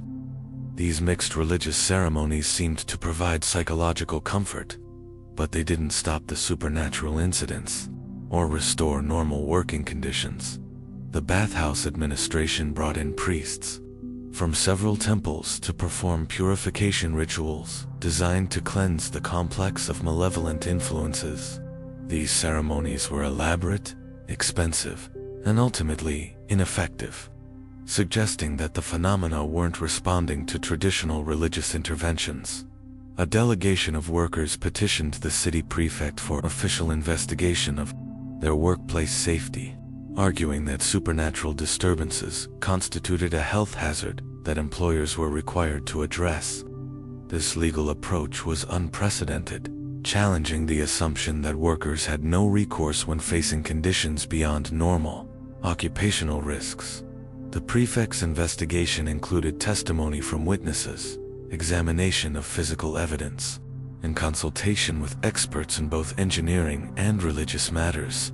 The official report acknowledged that unexplained events were occurring, but stopped short of attributing them to supernatural causes. The bathhouse remained open during the investigation, because closing it would have disrupted the daily routines of thousands of Roman citizens who depended on bathing facilities for social, political, and personal activities. Worker safety was important, but not more important than maintaining services that the ruling class considered essential. As winter approached, the supernatural phenomena began to subside, becoming less frequent, less intense, and eventually disappearing altogether. The workers gradually returned to normal routines, though many remained nervous about working alone and developed habits of mutual support that provided psychological protection against future incidents. The official explanation was that underground gas leaks had caused hallucinations, equipment malfunctions, and the other problems that workers had experienced. This rational interpretation satisfied administrators and customers who preferred scientific explanations to supernatural mysteries. But the workers knew what they had experienced, and their knowledge created lasting changes in the social dynamics of the bathhouse. They had confronted forces beyond their understanding, survived challenges that threatened their sanity, and discovered resources of mutual support that helped them cope with work that had always been difficult but had become temporarily terrifying. Marcus and his colleagues never forgot the autumn of 218 AD, when their workplace became a battleground between the natural and supernatural worlds. The experience taught them that their hard, dangerous work connected them to forces larger than Roman engineering, older than imperial power, and more mysterious than anything their education had prepared them to understand. The bathhouse mystery became part of worker folklore, a story passed down through generations of furnace tenders, pool cleaners, and massage attendants who found in it both warning and comfort. Warning that their work involved dangers beyond physical exhaustion. Comfort that they possessed resources for survival that transcended individual strength. While Marcus equips tended furnaces in the basement of the baths of Khaemwaset. An entirely different world existed in the elegant chambers above, where Senator Gaius Aurelius Maximus enjoyed the luxury that worker labor made possible. Oblivious to the human cost of his daily comfort, Senator Maximus woke each morning in his palatial villa on the Palatine Hill, surrounded by art treasures looted from conquered provinces, served by slaves whose lives belonged entirely to him, planning days filled with political intrigue, social obligations, and personal pleasures that required no productive labor on his part. His morning routine included a bath in his private facility, smaller than the public baths but infinitely more luxurious, with water heated by slaves who worked through the night to ensure perfect temperature when their master woke. The senator's bathing was a ceremonial affair, involving multiple attendants, expensive oils, and elaborate rituals that took hours to complete. The senator's breakfast was prepared by skilled cooks who had been trained in the kitchens of the imperial palace, using ingredients imported from across the empire at costs that exceeded most workers' annual wages. He ate delicacies that Marcus had never seen, drank wines worth more than a bathworker's lifetime earnings, and enjoyed luxuries that represented the concentrated wealth of conquered nations. Senator Maximus dressed in togas, made from silk that had traveled the entire length of the ancient world, dyed with purple that was literally worth its weight in gold, and decorated with gold thread that had been hammered so thin it seemed like captured sunlight. His morning grooming required the services of multiple slaves who arranged his hair, trimmed his nails, and perfumed his body with oils that cost fortunes. The senator's daily schedule was structured around political meetings, social visits, and entertainment that served to maintain and expand his power within the complex hierarchy of Roman aristocracy. His afternoon visits to the baths of Caracalla were social and political events, opportunities to network with other powerful men, to display his wealth and status, and to enjoy pleasures that his position entitled him to expect. When Senator Maximus arrived at the baths, he was accompanied by a retinue of slaves who carried his supplies, prepared his bathing area, and attended to his every need, while he enjoyed the facilities that Marcus and other workers had spent hours preparing. The senator noticed the workers only when service failed to meet his expectations, and then only to complain to supervisors about inadequate performance. The senator's bathing routine was elaborate, time-consuming, and designed more for social display than personal cleanliness. He moved through the various pools slowly, conducting conversations with other aristocrats, making political alliances, and demonstrating the leisure that marked him as superior to men who had to work for their livelihood in the massage rooms. Senator Maximus received treatments from skilled masseurs who had been trained in techniques developed for the imperial court, using oils that had been prepared according to secret formulas passed down through generations of luxury service providers. The cost of a single massage exceeded what Marcus earned in a month of furnace work. The senator's conversations during bathing revealed the casual cruelty of aristocratic attitudes toward working people. He discussed economic policies that would increase profits by reducing wages, military campaigns that would provide new sources of slave labor, and legal changes that would further restrict the rights of non-citizens.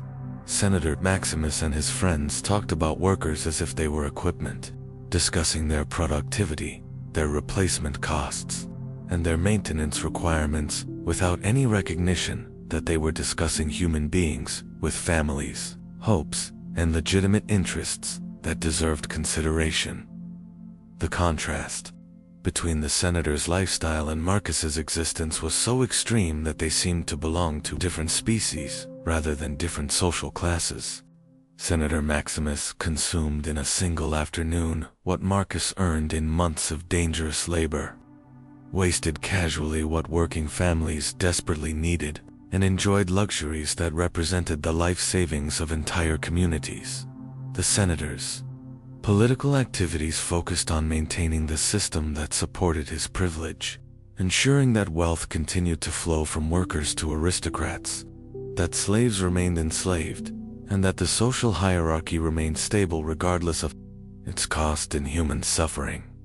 When Senator Maximus died at the age of 6, he was mourned by the aristocratic community that shared his values and lifestyle, honored with elaborate funeral ceremonies that cost more than most people would see in their lifetimes, and buried in a tomb that was itself a work of art worthy of preservation. His death was barely noticed by the workers who had served him throughout his life, who had made his comfort possible, who had sacrificed their health and strength so that he could enjoy the pleasures that his birth and position entitled him to. Expect from Roman society.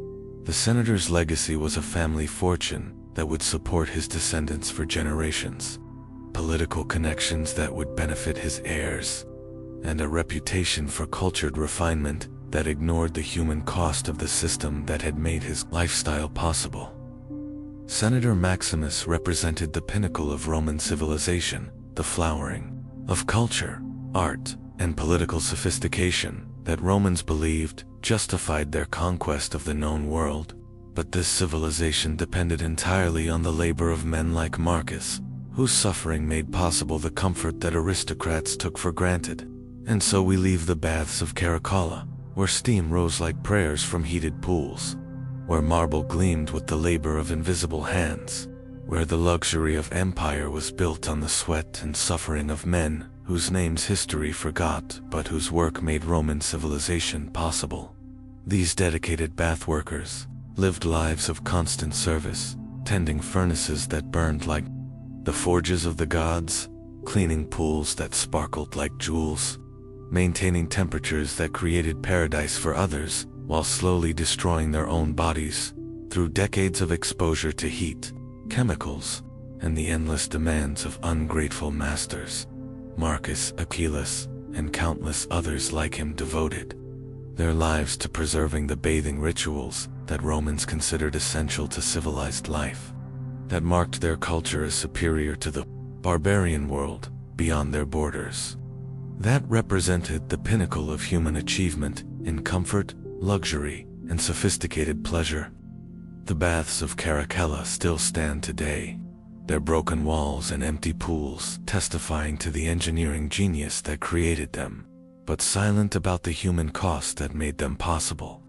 Tourists marvel at the architectural achievement, the artistic decoration, and the sophisticated heating systems, but few consider the workers who died to build them, who suffered to maintain them, who gave their lives so that others could enjoy the pleasures of imperial Rome. As you drift off to sleep tonight, in your private space, with hot water available at the turn of a handle, remember the bath workers of ancient Rome, stoking furnaces in heat that would overwhelm modern machines, cleaning pools with chemicals that scarred their hands, serving masters who saw them as equipment rather than human beings. Their struggles are over, their furnaces cold, their voices silenced by the passage of 2,000 years, but their legacy lives on, in every moment of comfort that someone else's labor makes possible, every luxury that requires invisible hands to maintain, every pleasure that costs more than we realize in human effort and sacrifice. The Roman bath workers knew something that our comfortable world often forgets, that civilization is built on the willingness of some to serve others, that luxury requires sacrifice, that the smooth functioning of society depends on people who work in shadows, who remain invisible, who find dignity in labor that makes other people's lives more pleasant. Marcus Aurelius spent 30 years breathing smoke and tending fires, so that senators could enjoy perfect bathing temperatures, so that Roman citizens could indulge in rituals that marked them as civilized, so that an empire could maintain the luxury that justified its existence. His sacrifice was individual, but his purpose was eternal. Sleep well, knowing that your comfort is your own, that your body belongs to you, that your labor serves your own purposes. The bath workers of ancient Rome earned these freedoms for us through their endurance, their sacrifice, and their faith that individual suffering could serve purposes larger than personal survival. Their steam has dissipated, their pools are empty, their voices are silent, but somewhere, in spas and bathhouses around the world. Their tradition continues, carried on by workers who understand that someone must tend the fires, maintain the temperatures, and preserve the rituals that make civilization possible. Good night. 18th century mill workers. You are a mill worker in Manchester, England. In the year 1785, the factory bell rings at 4:30 in the morning, cutting through the thick, sooty air that hangs over the city like a permanent shroud, calling you from your narrow bed in the workers' boarding house to another 14-hour day of mind-numbing, body-breaking labor. Your bed is a straw mattress, thin as paper, laid on wooden boards in a room you share with 7 other workers. The air is thick with the smell of unwashed bodies, cheap tobacco, and the ever-present cotton dust that gets into everything, coating your lungs, your clothes, your skin, until you breathe it, taste it, live it every moment of your existence. You dress quickly in the darkness, pulling on the same clothes you've worn for 3 days running, rough cotton trousers that chafe against your legs, a shirt that was once white but has turned gray from mill dust and industrial grime, boots that leak and offer little protection against the oil-slicked floors of the factory. The walk to the mill takes you through streets that never truly sleep, past rows of identical brick houses where thousands of workers live in conditions that would shock the countryside families they left behind. The air is thick with smoke from hundreds of chimneys, tinged with the chemical smell of dyes and the sweet, cloying scent of cotton fiber that permeates everything in this industrial city. You join the stream of workers flowing toward Cromford Mill, one of the largest textile factories in England. A massive brick building that houses machinery capable of producing more cloth in a day than a village of handweavers could create in a year. The building looms in the pre-dawn darkness, its windows glowing yellow from the gas lamps that burn throughout the night, never allowing the machines to rest. The factory floor hits you like a physical blow, the deafening roar of hundreds of machines operating simultaneously, the heat from steam engines that power the spinning frames, the humidity that makes breathing difficult, and the cotton dust that fills the air so thickly you can barely see from one end of the building to the other. Your workstation is a spinning frame, a mechanical monster 12 feet long and 8 feet high, containing 120 spindles that twist cotton fiber into thread with a precision and speed that no human hand could match. This machine is your world, your master, your constant companion for the next 14 hours, demanding your complete attention, perfect reflexes, and unwavering devotion to its relentless rhythm. The machine never stops, never rests, never slows down. The spindles rotate at 3,000 revolutions per minute, creating a high-pitched whine that penetrates your skull and settles into your bones. The leather belts that transfer power from the central steam engine to your frame snap and hiss with mechanical precision, creating a rhythm that becomes the soundtrack of your existence.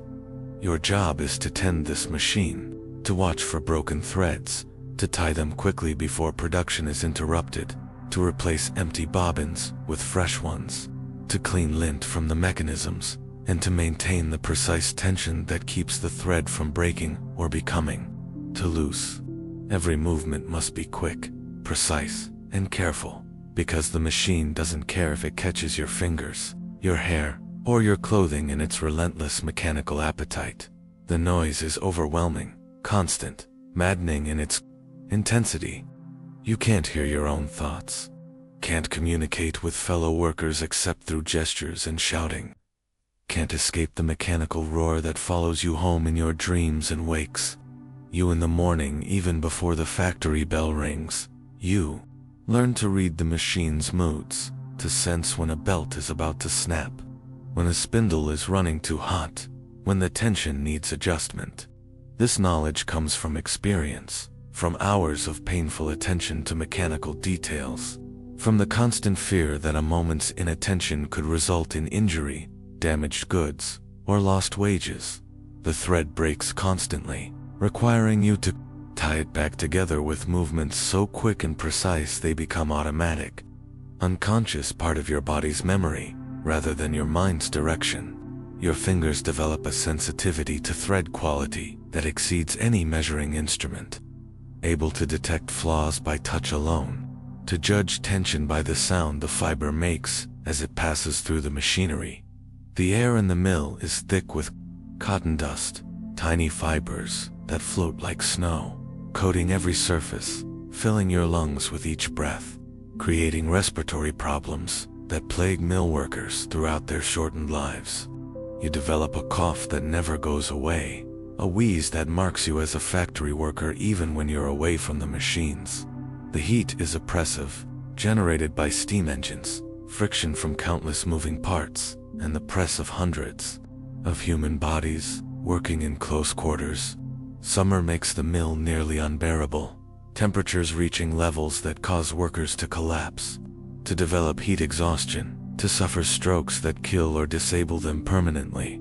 You eat your midday meal standing beside your machine, because stopping the frame means lost production, and lost production means reduced pay.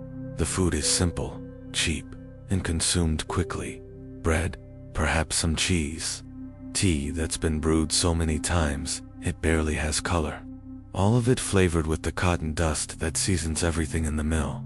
The work requires constant vigilance, split-second timing, and physical endurance that tests the limits of human capability.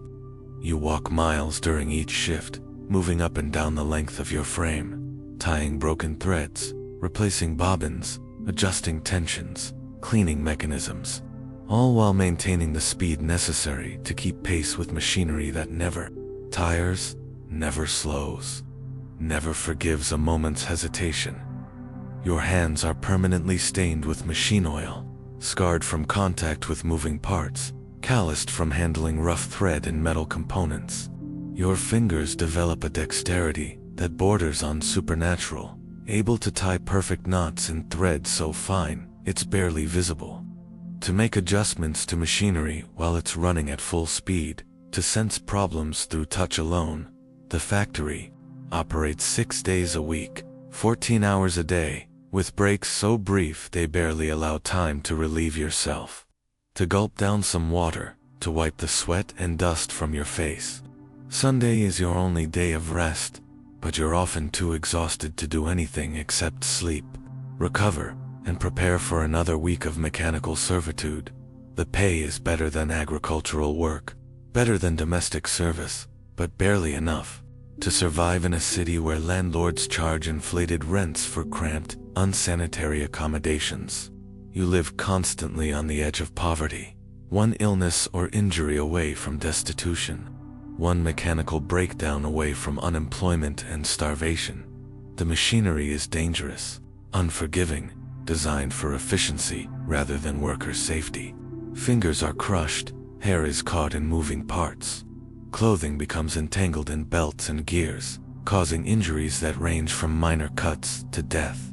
The mill keeps no record of worker injuries, provides no compensation for accidents, and replaces damaged workers as easily as it replaces broken parts. You work alongside men, women, and children as young as 6 years old, all performing tasks that require adult strength and concentration, but pay children's wages. The youngest workers crawl under moving machinery to collect lint, their small size making them valuable for tasks that adults can't perform, but their inexperience making them vulnerable to accidents that maim or kill. The mill operates under a system of fines that reduce your already meager wages for any perceived infraction: arriving late, leaving early, talking during work hours, producing imperfect thread, or failing to maintain your assigned quota. These fines ensure that workers remain in perpetual debt to their employers, unable to save money, unable to improve their circumstances, unable to escape the industrial system that consumes their lives. The overseers patrol the factory floor, with stopwatches and record books, monitoring productivity, enforcing discipline, and ensuring that every worker maintains the pace necessary to maximize profits. They carry sticks for encouraging faster work, leather straps for more serious discipline, and the authority to fire workers instantly for For any reason, or no reason at all, the morning hours pass in a blur of mechanical routine, broken threads tied with automatic precision, bobbins replaced in rhythmic sequence, adjustments made with practiced expertise. Your body operates independently of your conscious mind, freeing your thoughts to wander while your hands perform the repetitive tasks that the machine demands. You think about the countryside you left behind, the seasonal rhythms of agricultural work that allowed for rest, variation, and connection to natural cycles. Mill work knows no seasons, no weather, no time except the mechanical time marked by production quotas and the relentless rotation of steam-powered machinery. The middle hours of the shift bring their own challenges: fatigue that makes concentration difficult, heat that saps your strength, dust that irritates your eyes and throat, and the constant noise that creates headaches so severe they continue long after you leave the factory. You learn to work through pain, through exhaustion, through conditions that would be considered torture in any other context. The afternoon brings no relief, only the knowledge that hours of identical work remain before the evening bell releases you from mechanical bondage. The thread continues to break, the bobbins continue to empty.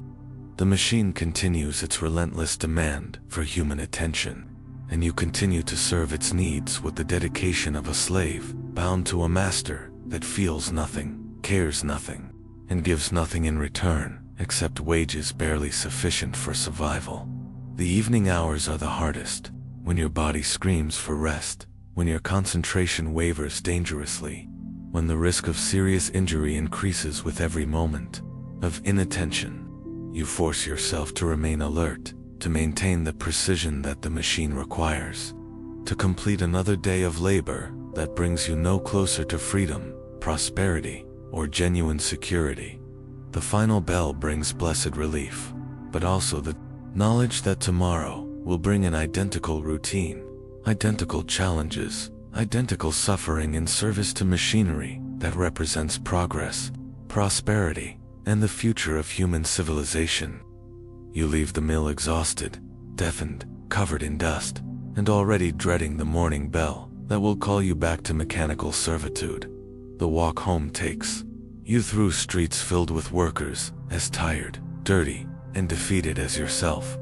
Men and women whose lives have been reduced to serving machines, whose humanity has been sacrificed to industrial efficiency, whose futures depend entirely on their ability to keep pace with mechanical demands that grow more relentless each year. Your evening meal is simple, cheap, and consumed with the mechanical efficiency you've learned at the mill. Bread, potatoes, perhaps some bacon if you've been careful with your wages, tea weak enough to stretch your supply through the week. You eat quickly, because exhaustion demands sleep, because morning will come too soon, because rest is the only escape from the mechanical rhythm that dominates your existence.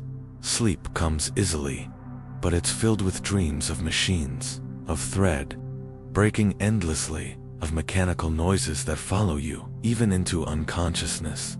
You sleep the dreamless sleep of exhaustion, but you wake with the mechanical rhythms still echoing in your head, your hands still moving in the patterns required by your spinning frame, your body still adjusted to the demands of industrial labor. Tomorrow will bring the same routine, the same machine, the same 14 hours of mechanical servitude. The thread will break, you'll tie it back together. The bobbins will empty, you'll replace them. The machine will demand your complete attention, and you'll provide it with the dedication of someone who has no choice, no alternative, no escape from the industrial system that has claimed your life as surely as any form of slavery.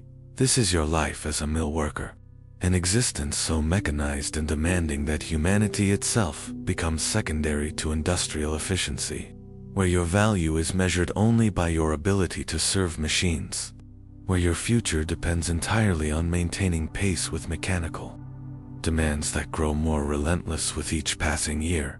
The spinning frame continues its endless rotation, the thread continues its endless production, and you continue your endless service to machinery that represents both human progress and human degradation. both industrial advancement and worker exploitation, both technological triumph and personal tragedy in the darkness of the boarding house. As mechanical exhaustion finally claims your consciousness, you can still hear the factory machines running through the night, preparing for another day of identical demands, identical challenges, identical suffering in service to the industrial revolution that's transforming human civilization while consuming human lives, one worker at a time.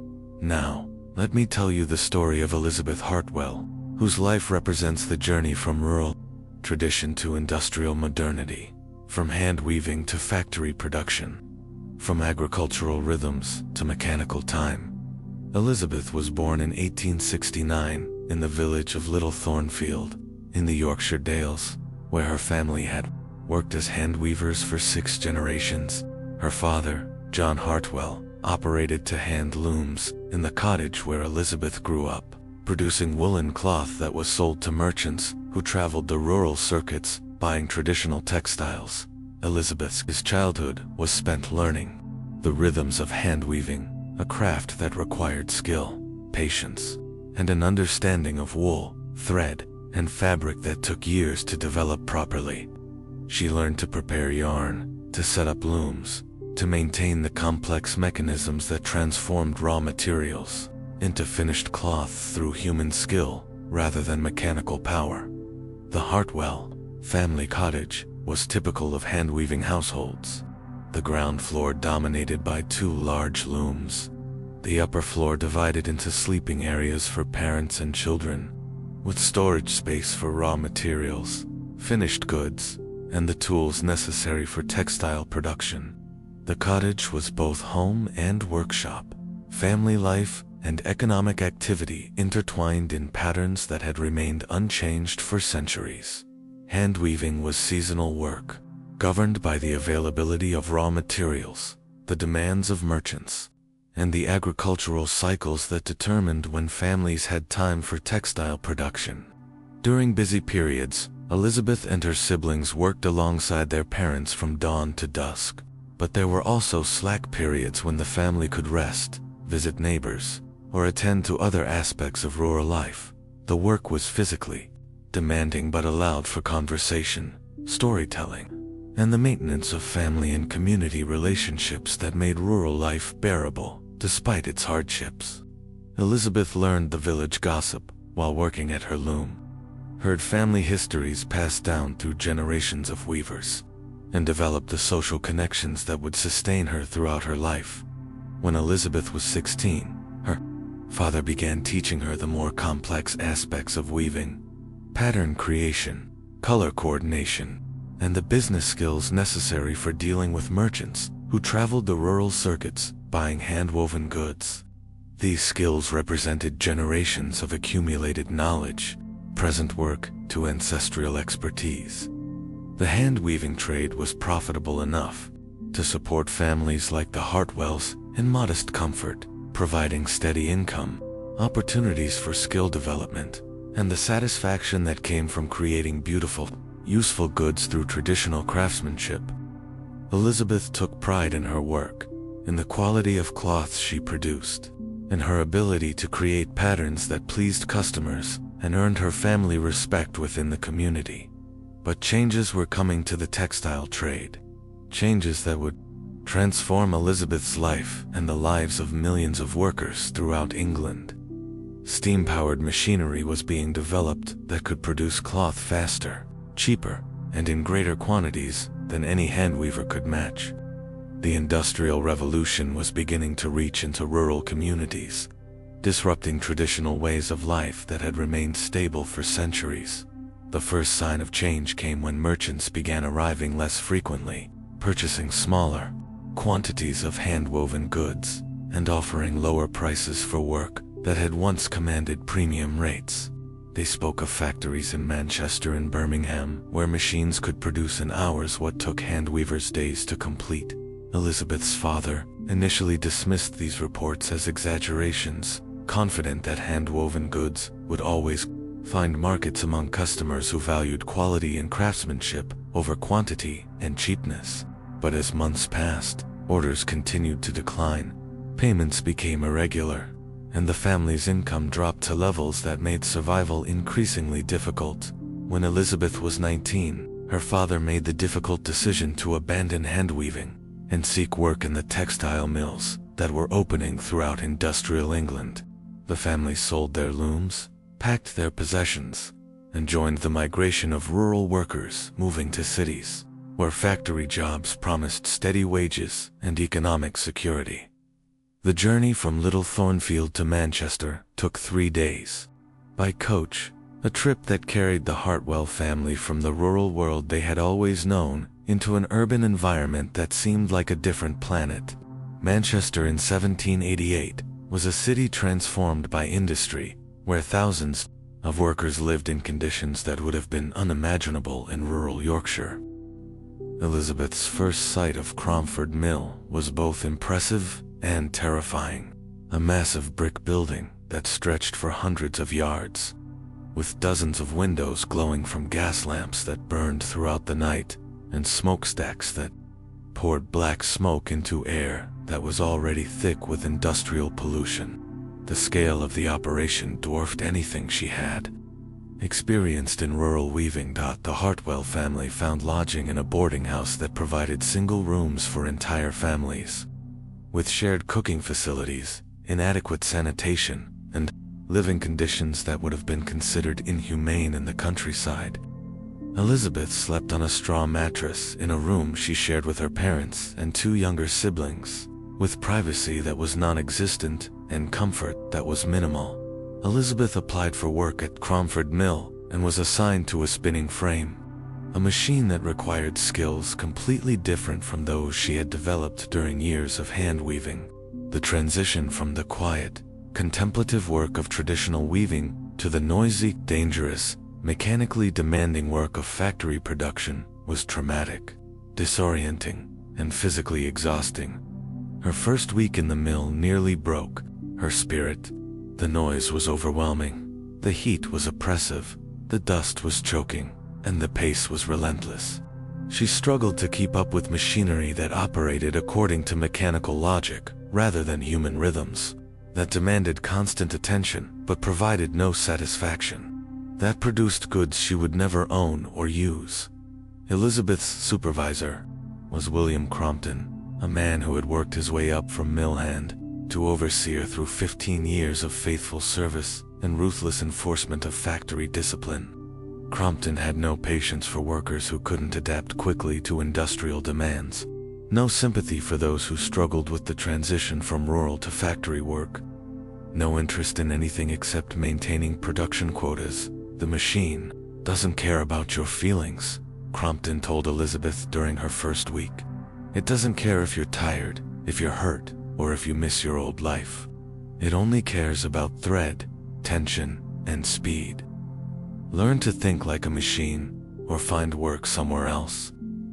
Elizabeth learned to think like a machine, to suppress her human responses to mechanical demands, to find meaning in work that provided none except the wages necessary for survival. She developed the reflexes necessary for tending spinning frames, the endurance required for 14-hour shifts, and the mental toughness needed to survive in an environment designed for machines, rather than human beings. After 6 months in the mill, Elizabeth had adapted to factory life, but at enormous personal cost. She had lost weight from poor nutrition and constant stress, developed respiratory problems from cotton dust, and suffered injuries to her hands from contact with moving machinery. But she had also achieved a level of job security that was impossible in the declining hand-weaving trade. Elizabeth's adaptation to millwork was typical of thousands of rural workers who made similar transitions during the early years of the Industrial Revolution.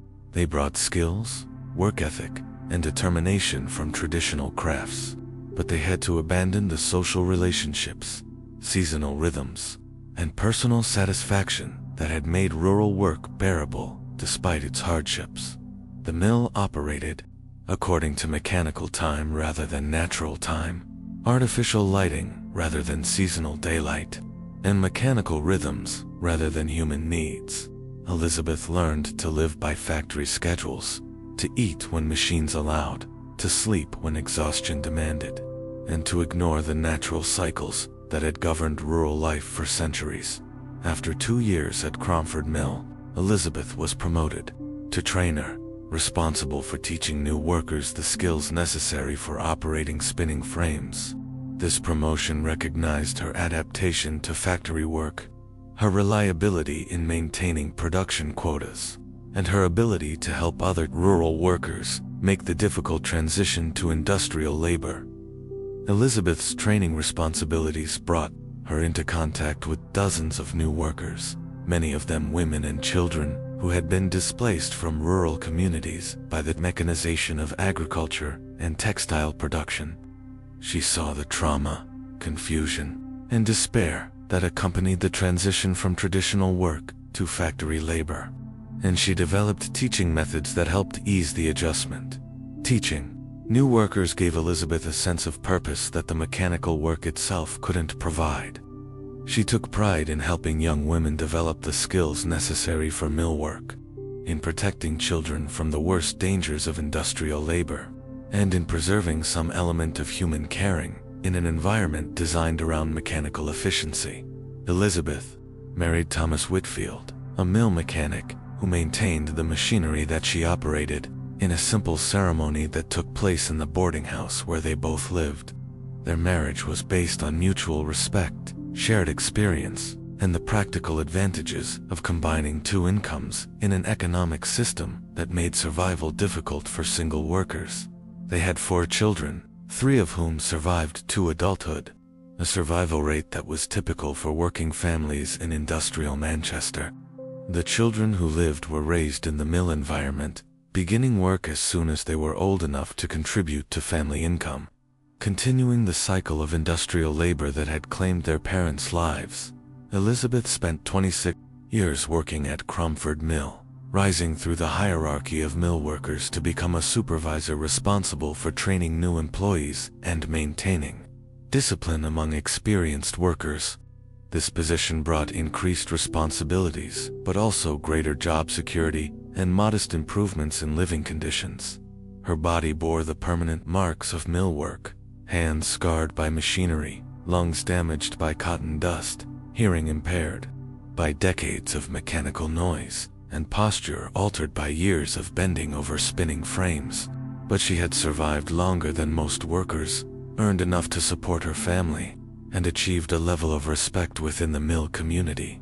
Elizabeth trained hundreds of workers during her years as supervisor, teaching them the skills they needed to survive in industrial environments, the attitudes that would help them endure mechanized labor, and the techniques that would protect them from the worst dangers of factory work.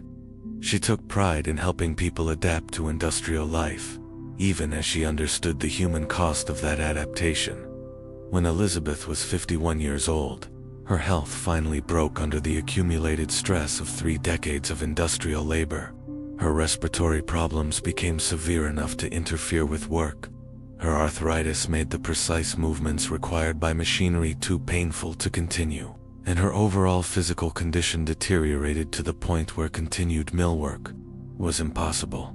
She retired on a modest pension provided by the mill administration, barely enough to rent a small room and buy simple food, but representing security that few mill workers ever achieved.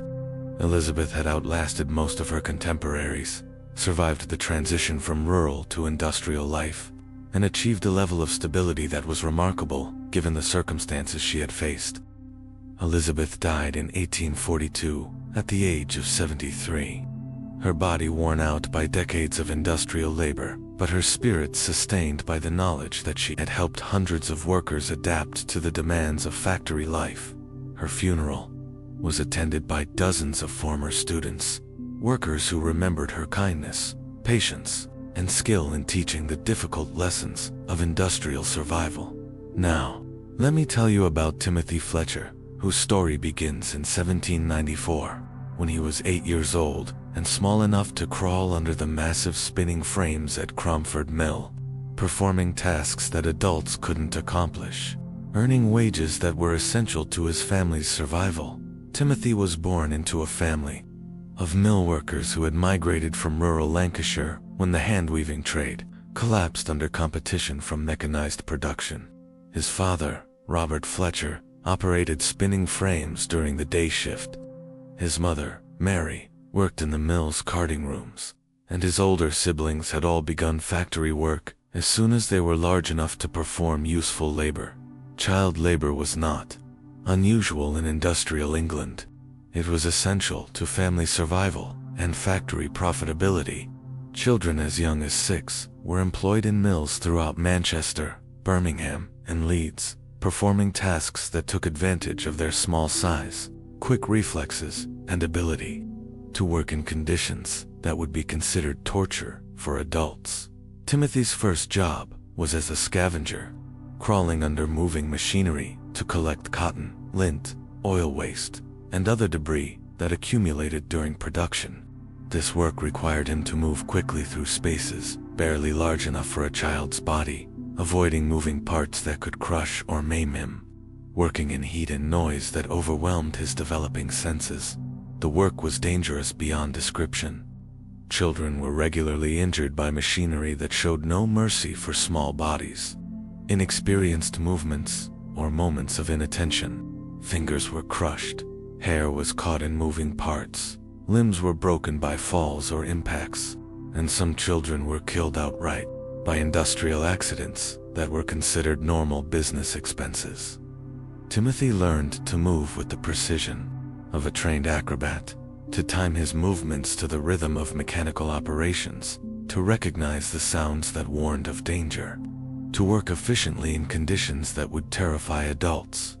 His small size was an advantage in cramped spaces, but it also made him vulnerable to injuries that would be minor for larger workers, but could be fatal for children. The mill operated child workers for 12 hours a day, 6 days a week, with breaks so brief they barely allowed time for eating the simple meals that parents packed for their children.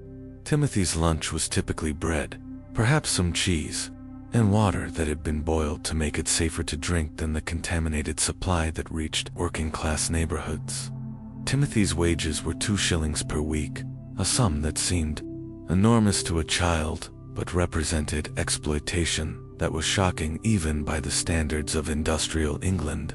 His income was essential to the Fletcher family's survival, but it also bound him to factory work at an age when he should have been learning to read, developing social skills, and enjoying the freedom that childhood was supposed to provide. The mill environment was overwhelming for a child.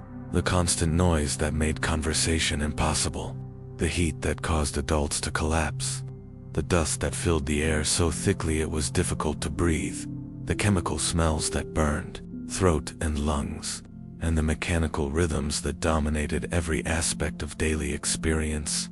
Timothy adapted to mill work with the remarkable resilience that children display when they have no choice, no alternative, no escape from circumstances that adults would find unbearable. He learned to function in industrial environments, to find pleasure in small accomplishments, to maintain hope despite conditions that seemed designed to crush human spirit.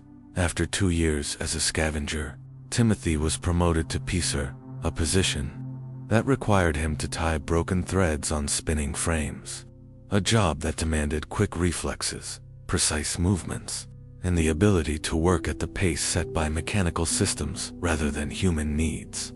This promotion brought slightly higher wages, but also increased responsibility and greater danger from machinery that operated at speeds that could kill careless workers. The piecing work required Timothy to develop manual dexterity that bordered on supernatural, able to tie perfect knots in threads so fine it was barely visible, to make repairs while machinery operated at full speed, to maintain quality standards that satisfied supervisors who showed no patience for childhood mistakes or inexperience. Timothy's education was limited to the industrial skills necessary for mill work. He learned to read machine behavior, to understand mechanical rhythms, to anticipate problems before they became crises. But he received no formal schooling, no instruction in reading or writing, No preparation for any life except continued industrial labor. The boy developed friendships with other child workers, relationships that were based on shared experience of industrial hardship, mutual support in dangerous working conditions, and the camaraderie that develops among people who face similar challenges. These friendships provided emotional sustenance that made mill work bearable, human connections that preserved some element of childhood despite industrial demands. Timothy's health was permanently affected by mill work. His growth was stunted by poor nutrition and industrial stress. His lungs were damaged by cotton, dust, and chemical fumes. His posture was altered by years of bending over machinery, and his hearing was impaired by constant exposure to mechanical noise. When Timothy reached 14, he was old enough for more demanding work and was assigned to operate his own spinning frame, a responsibility that marked his transition from child laborer to adult worker. This promotion brought increased wages, but also the full burden of industrial responsibility, the pressure to maintain production quotas, and the constant threat of unemployment that governed adult workers' lives. Timothy's teenage years were spent mastering the skills necessary for successful mill work, understanding mechanical systems, maintaining production quotas, avoiding industrial accidents, and developing the physical endurance required for 14-hour shifts. These skills were valuable within the narrow context of textile production, but they provided no preparation for any other form of work or life. He married Sarah Jenkins, the daughter of another mill family, when he was 19 and she was 17. A union that was based on practical considerations as much as affection. Two mill workers could afford better housing than single workers, could provide mutual support during illness or unemployment, and could begin raising the next generation of mill workers that industrial England required.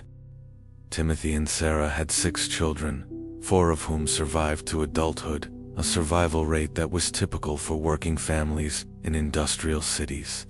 The children who lived began mill work as soon as they were large enough to contribute to family income, continuing the cycle of industrial labor that had claimed their parents' lives and would likely claim theirs as well.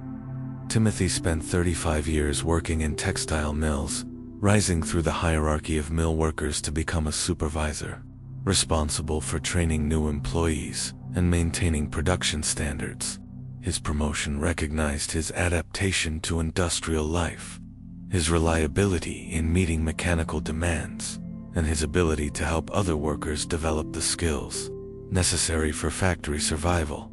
His body bore the permanent marks of industrial labor, hands scarred by machinery and harsh chemicals, lungs damaged by decades of cotton dust, hearing impaired by constant mechanical noise, and posture altered by years of bending over spinning frames. But he had survived longer than most mill workers, earned enough to support his family, and achieved a level of job security that was remarkable given the economic uncertainties that governed working-class life.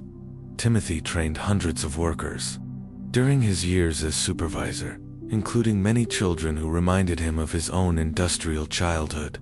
Young people who were beginning the same difficult journey that he had started 35 years earlier. He took pride in helping them develop survival skills, in protecting them from the worst dangers of mill work, and in preserving some element of human caring in an environment designed around mechanical efficiency. When Timothy was 51 years old, his health finally broke under the accumulated stress of 4 decades of industrial labor. His respiratory problems became severe enough to interfere with work. His arthritis made the precise movements required by machinery too painful to continue, and his overall physical condition deteriorated to the point where continued mill work was impossible. He died in 1837 at the age of 51, his body worn out by industrial labor that had begun when he was 8 years old and continued until his health collapsed. His funeral was attended by dozens of former colleagues and students who remembered his skill, kindness, and dedication to helping other workers survive the demands of industrial life. In the winter of 1791, something unprecedented began happening at Cromford Mill and dozens of other textile factories throughout industrial England. It started with reports from workers about machinery that operated without human control, threads that spun themselves, and production that continued even when factories were supposedly empty of workers. The first incidents were reported by night watchmen, men employed to guard factory equipment during hours when mills were officially closed.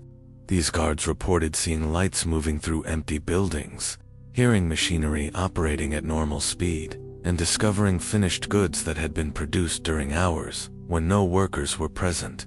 William Morrison, head watchman at Cromford Mill, was a practical man who had supervised factory security for 8 years without encountering anything that couldn't be explained by equipment malfunction, worker theft, or the normal problems of maintaining complex mechanical systems. The supernatural reports irritated him, suggesting either mass hallucination among his staff or elaborate hoax designed to avoid night duties. But when Morrison investigated the reports personally, spending entire nights in the mill, he witnessed phenomena that challenged his understanding of industrial machinery and mechanical laws.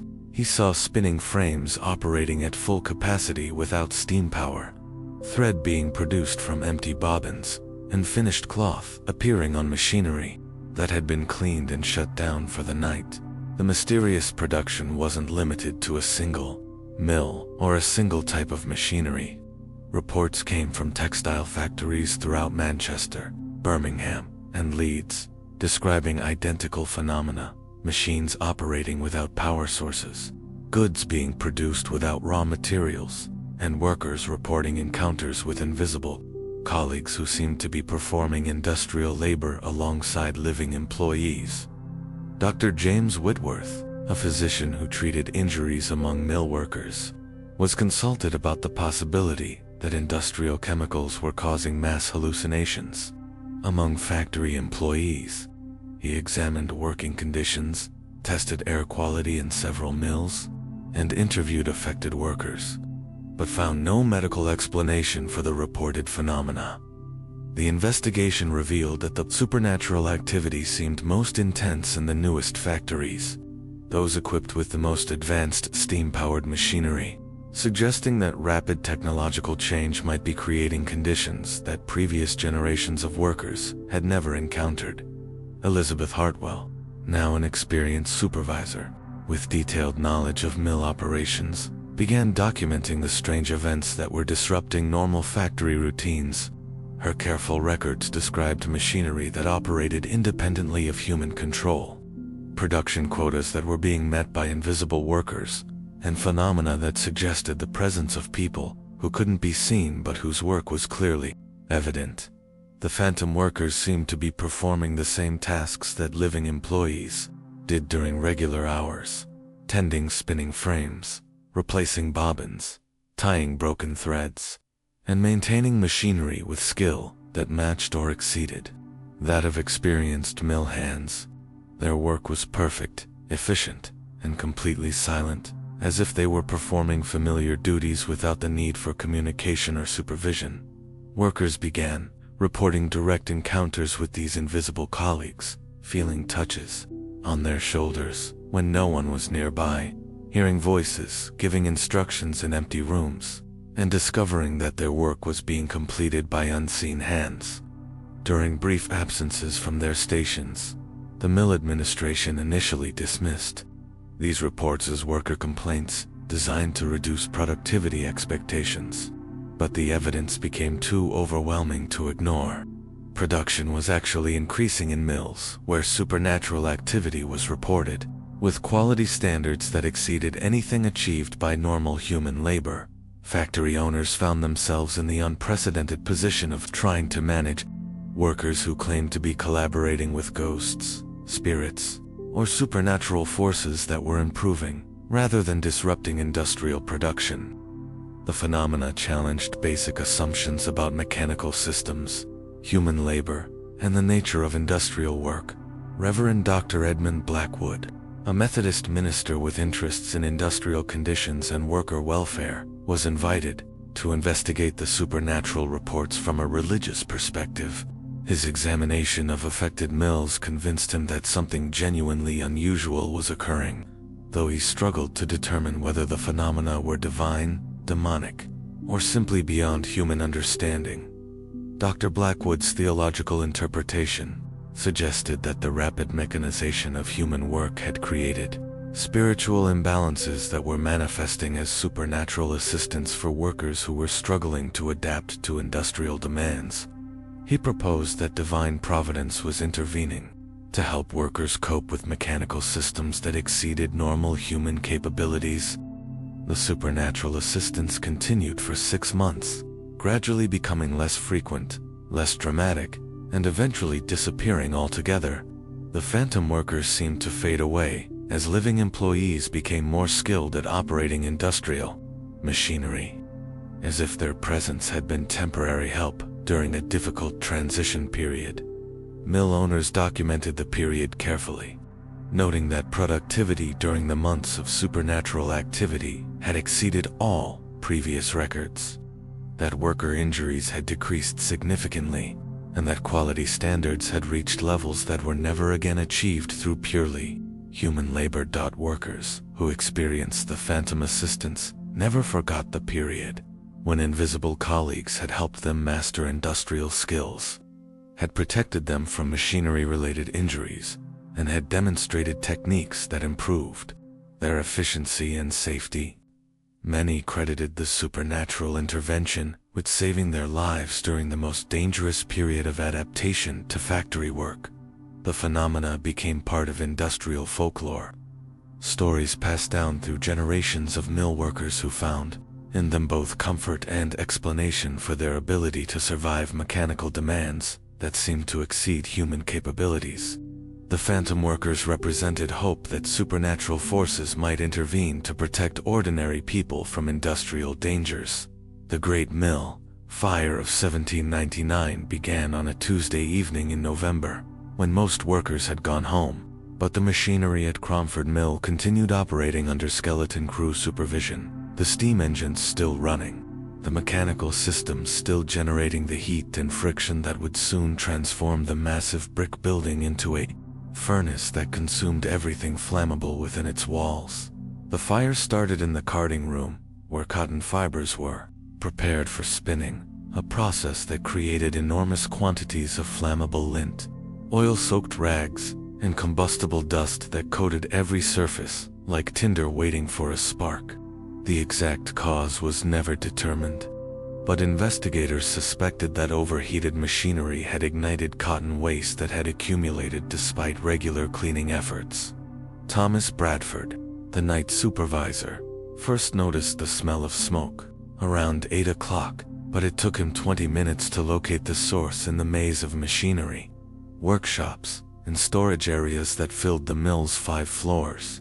By the time he found the flames in the carding room, the fire had already spread beyond any possibility of control with the primitive firefighting equipment available to industrial buildings in 1799. The mill's fire protection consisted of leather buckets, hand-operated pumps, and sand that was supposed to smother flames but proved useless against a fire that was feeding on cotton fiber, machine oil, and wooden structural components that had been dried by years of industrial heat.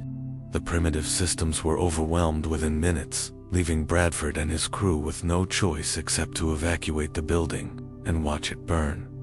The fire spread with terrifying speed through interconnected rooms filled with flammable materials, following ventilation systems that carried flames and smoke throughout the building, consuming machinery worth tens of thousands of pounds, destroying raw materials that represented months of inventory, and threatening to spread to nearby buildings that housed hundreds of working families.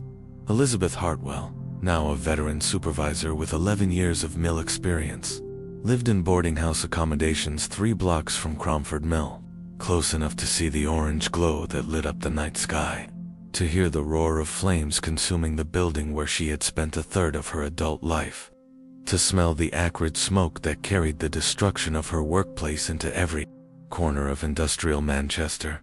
She joined hundreds of other mill workers who gathered in the streets around the burning building, watching their source of employment disappear in flames that reached hundreds of feet into the night sky, creating a spectacle that was both magnificent and terrifying in its destructive power.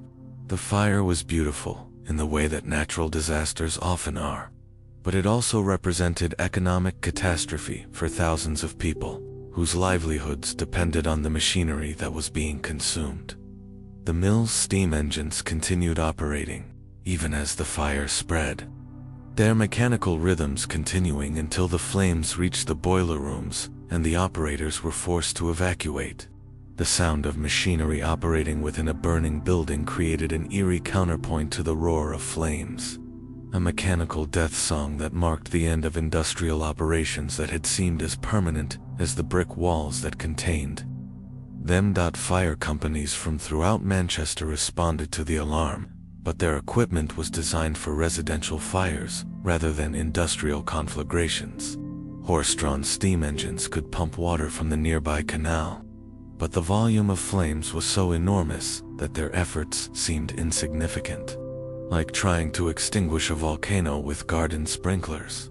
The fire burned throughout the night, consuming 5 floors of machinery, destroying thousands of spinning frames that represented the latest industrial technology, reducing years of mechanical development to twisted metal and charred wood. The flames were visible for miles, drawing spectators from throughout the region who came to witness the destruction of one of England's largest textile factories. Timothy Fletcher, now 15 years old and an experienced mill worker, watched the fire with mixed emotions: horror at the destruction of his workplace, but also a strange sense of liberation from the mechanical demands that had governed his life since childhood. The burning mill represented both economic disaster and temporary freedom from industrial servitude. The economic impact of the fire extended far beyond the immediate destruction of buildings and machinery. 2,000 workers were suddenly unemployed.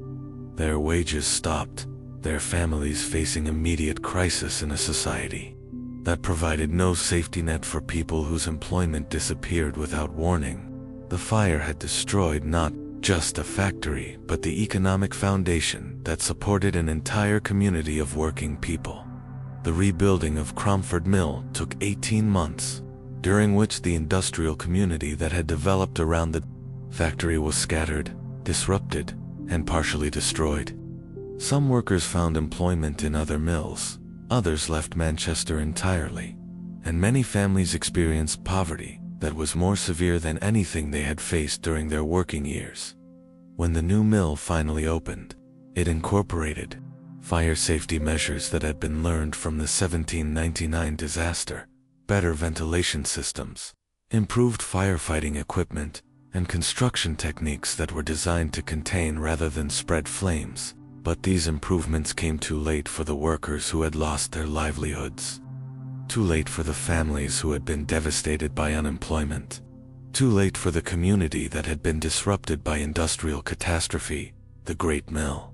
Fire of 1799 became part of industrial folklore, a story that was told and retold by workers who had witnessed the destruction, who had experienced the unemployment that followed, who understood the vulnerability of people whose survival depended entirely on industrial systems that could disappear without warning. Elizabeth Hartwell found work at another mill after 6 months of unemployment, but the fire had taught her that industrial employment was more precarious than she had realized, that factories could be destroyed as quickly as they were built, that workers had no security except their ability to adapt to changing circumstances and economic disasters.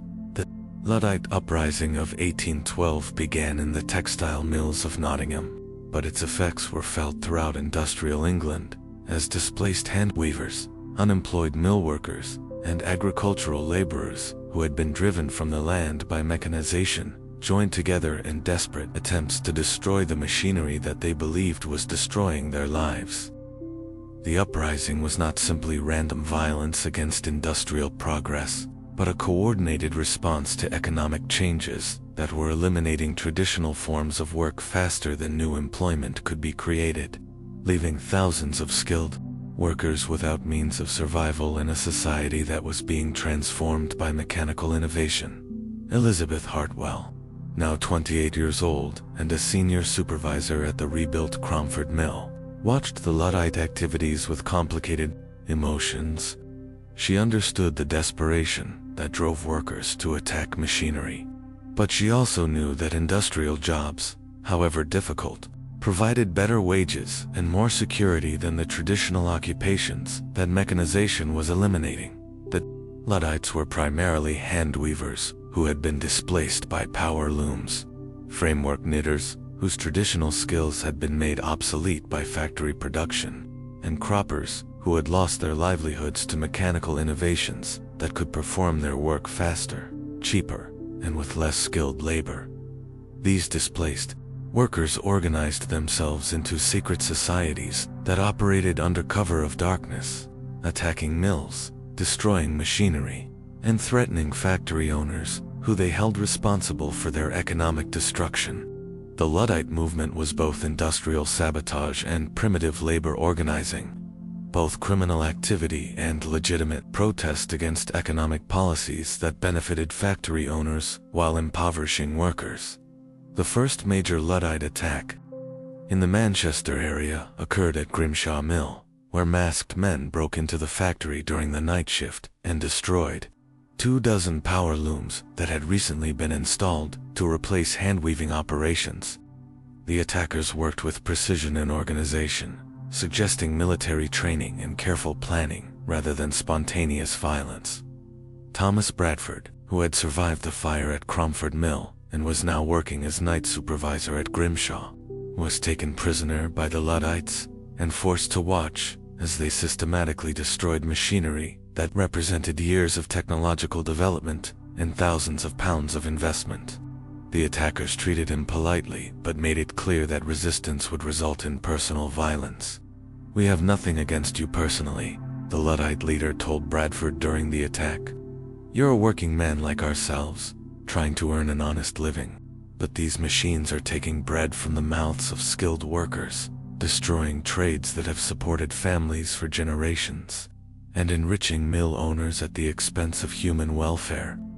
The Luddites used hammers specially designed for destroying textile machinery, tools that had been crafted specifically for industrial sabotage, suggesting that the movement had been planned carefully and equipped professionally. They called these hammers Enochs, after a legendary framework knitter named Enoch Taylor, who was said to have invented tools for both building and destroying industrial machinery. News of Luddite attacks spread throughout industrial England, creating panic among factory owners who realized that their expensive machinery was vulnerable to coordinated assault, that their investments could be destroyed by workers who had been displaced by the very innovations that were supposed to represent progress and prosperity. Mill owners organized private security forces, hired guards to protect their factories, and lobbied for military intervention to suppress the Luddite movement. They portrayed the attacks as criminal violence rather than legitimate protest, as threats to public order rather than responses to economic injustice, as evidence of working-class criminality rather than desperation.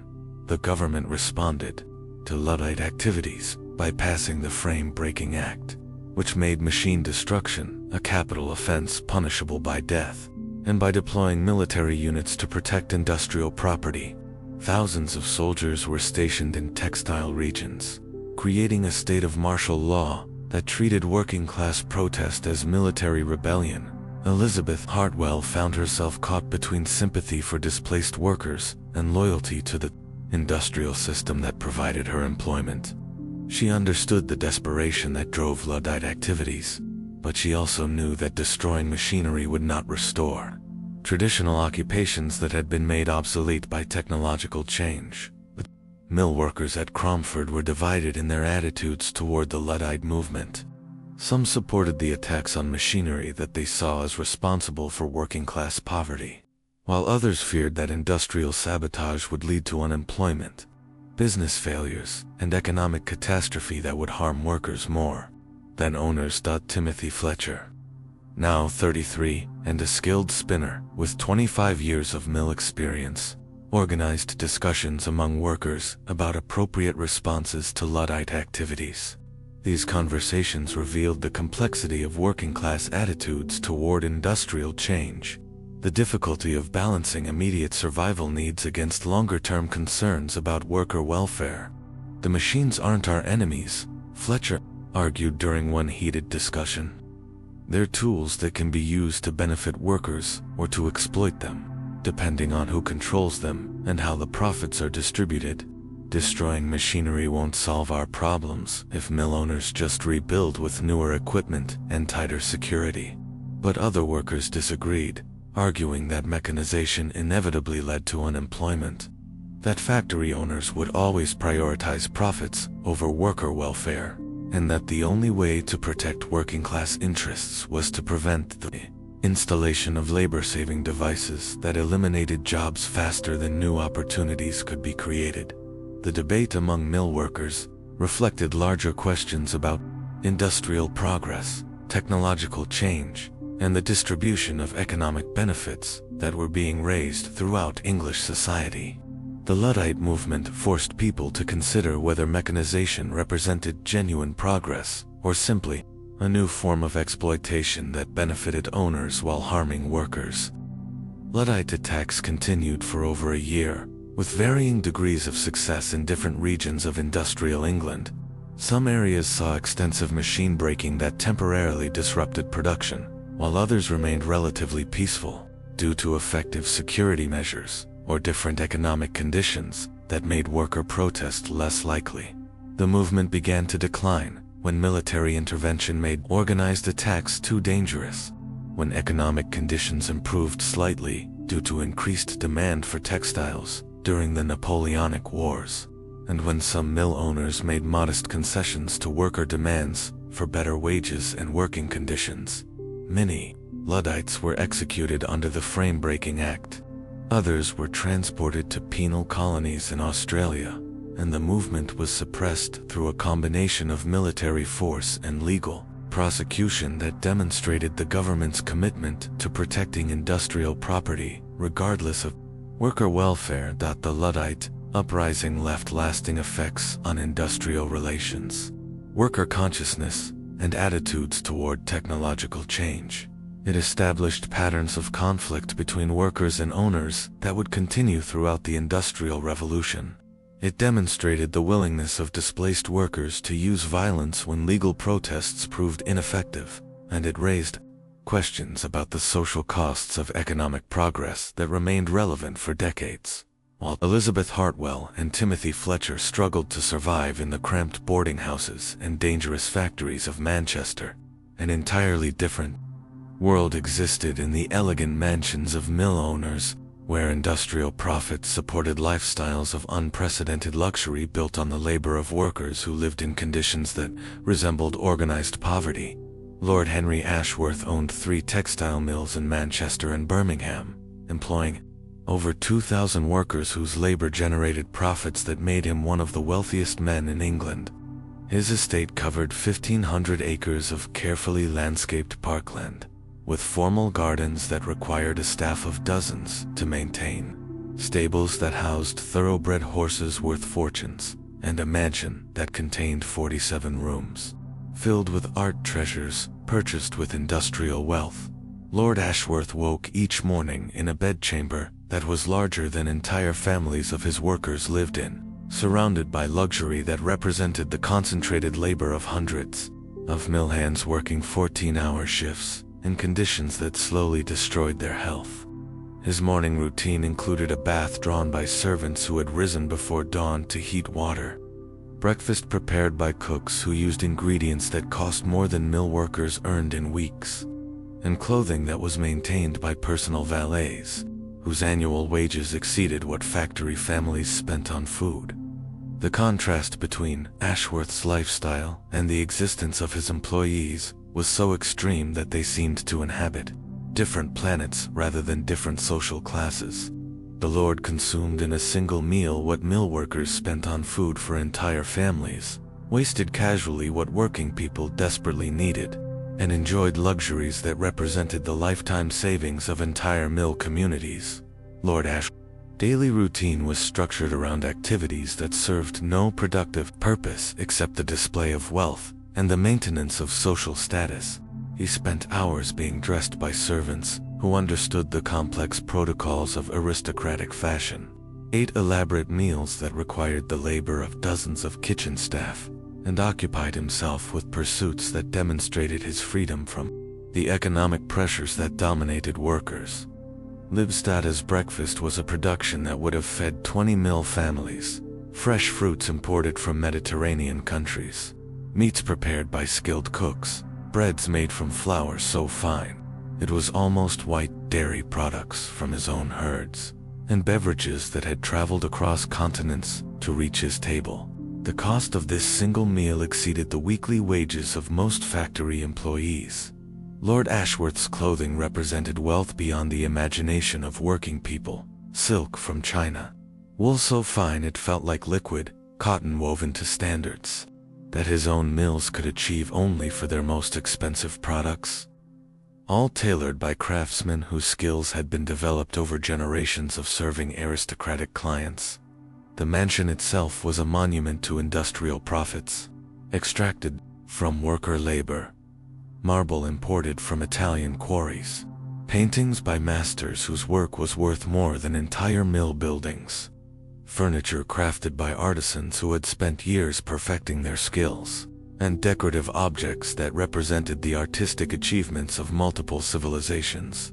When Lord Ashworth visited his mills, which he did occasionally to maintain the appearance of personal involvement in his businesses, the contrast between his world and his workers' existence became starkly apparent.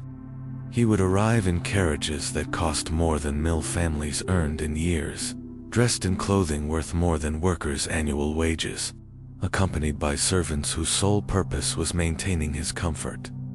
These visits were carefully orchestrated, ceremonies that served both business and social purposes.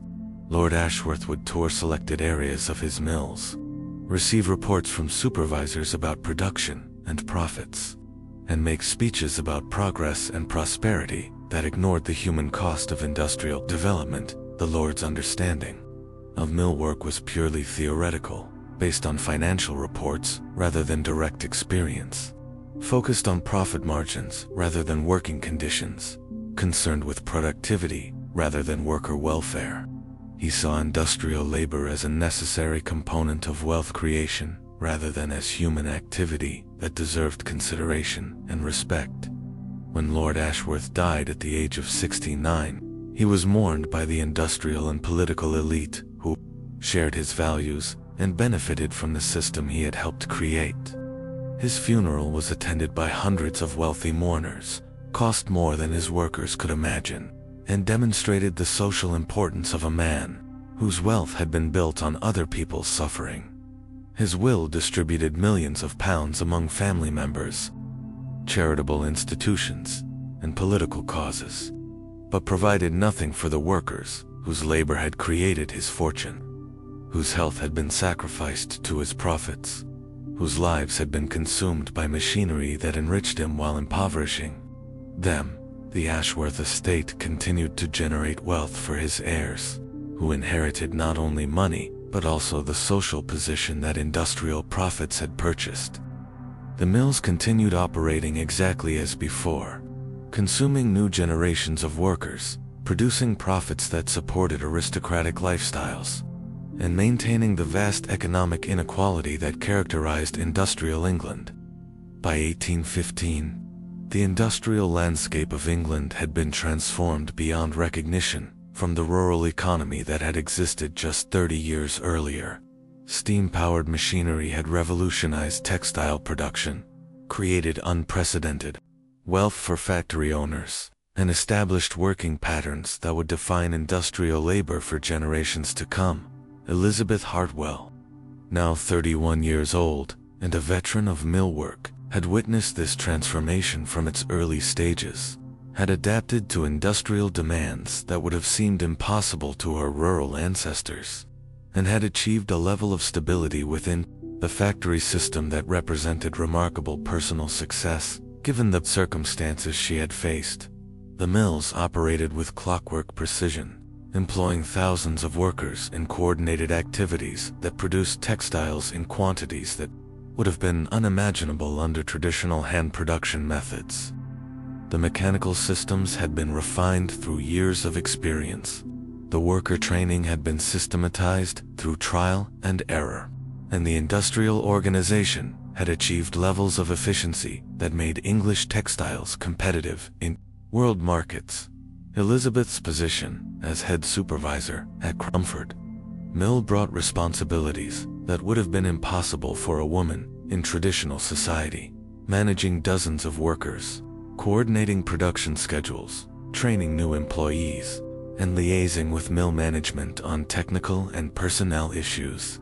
Industrial work had created opportunities for capable individuals, regardless of their social backgrounds or gender, but these opportunities came at enormous personal cost. Elizabeth's health had been permanently damaged by 27 years of mill work. Her social relationships had been limited by industrial schedules that left little time for family or community activities, and her future security depended entirely on her ability to continue working in an environment that was gradually destroying her physical capabilities. The mill workers had developed their own culture, their own social relationships, and their own forms of mutual support that helped them cope with industrial demands. They shared information about job opportunities, provided assistance during illness or unemployment, and maintained informal networks that protected individuals against the worst effects of industrial exploitation. Timothy Fletcher had become a leader within this worker community, respected for his skill, valued for his willingness to help younger workers, and trusted to represent worker interests in discussions with mill management. His position was unofficial but important, providing a voice for people who had no formal representation in decisions that affected their daily lives. The relationship between workers and owners had evolved into an uneasy accommodation, based on mutual dependence rather than genuine cooperation. Workers needed wages to survive, owners needed labor to operate their machinery, and both sides understood that their interests were fundamentally opposed, despite their economic interdependence. As the Industrial Revolution entered its mature phase, the experiences of workers like Elizabeth Hartwell and Timothy Fletcher provided lessons about the human costs of economic change, the importance of worker organization in protecting individual welfare, and the need for social policies that balanced industrial efficiency against human needs. Their stories would be repeated millions of times as industrialization spread throughout Europe and North America, as traditional societies were transformed by mechanical innovation, and as ordinary people were forced to adapt to economic systems that prioritized production over human welfare. And so we leave the mills of Manchester, where steam engines breathed like mechanical dragons, where cotton dust filled the air like industrial snow, where thousands of workers served machinery that never rested, never slept, never acknowledged the human cost of mechanical progress. These dedicated mill workers lived lives of extraordinary endurance, rising before dawn, working until darkness, serving mechanical rhythms that transformed human beings into components of industrial systems, designed for efficiency rather than human welfare. They tended spinning frames that whined like tortured animals, replaced bobbins with mechanical precision, and tied broken threads with movements so automatic they seemed more machine than human.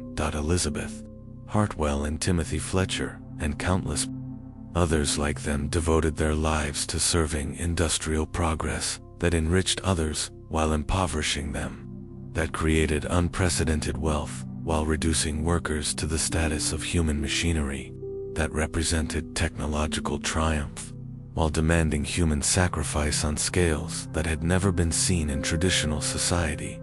The mills still stand in some places, their broken windows staring like empty eyes over cities that have moved beyond textile production to other forms of industrial activity. Tourists visit these monuments to early industrialization, marveling at the mechanical ingenuity that created such productive systems. but few consider the human cost of progress that was built on worker suffering. The spinning frames have fallen, silent, the steam engines have been dismantled, and the workers who served them have been dead for generations. But their legacy lives on, in every factory that prioritizes efficiency over worker welfare. Every economic system that treats human beings as disposable resources. Every technological innovation that creates wealth for some through the impoverishment of others. As you drift off to sleep tonight, in your climate-controlled room, with machines that serve your comfort rather than demanding your service. Remember the mill workers of industrial England, breathing cotton dust that slowly destroyed their lungs, working 14-hour shifts that gradually broke their bodies, serving mechanical masters that gave them wages but took their health, their time, and ultimately their lives. Their struggles are over, their machines silent, their voices stilled by the passage of 2 centuries.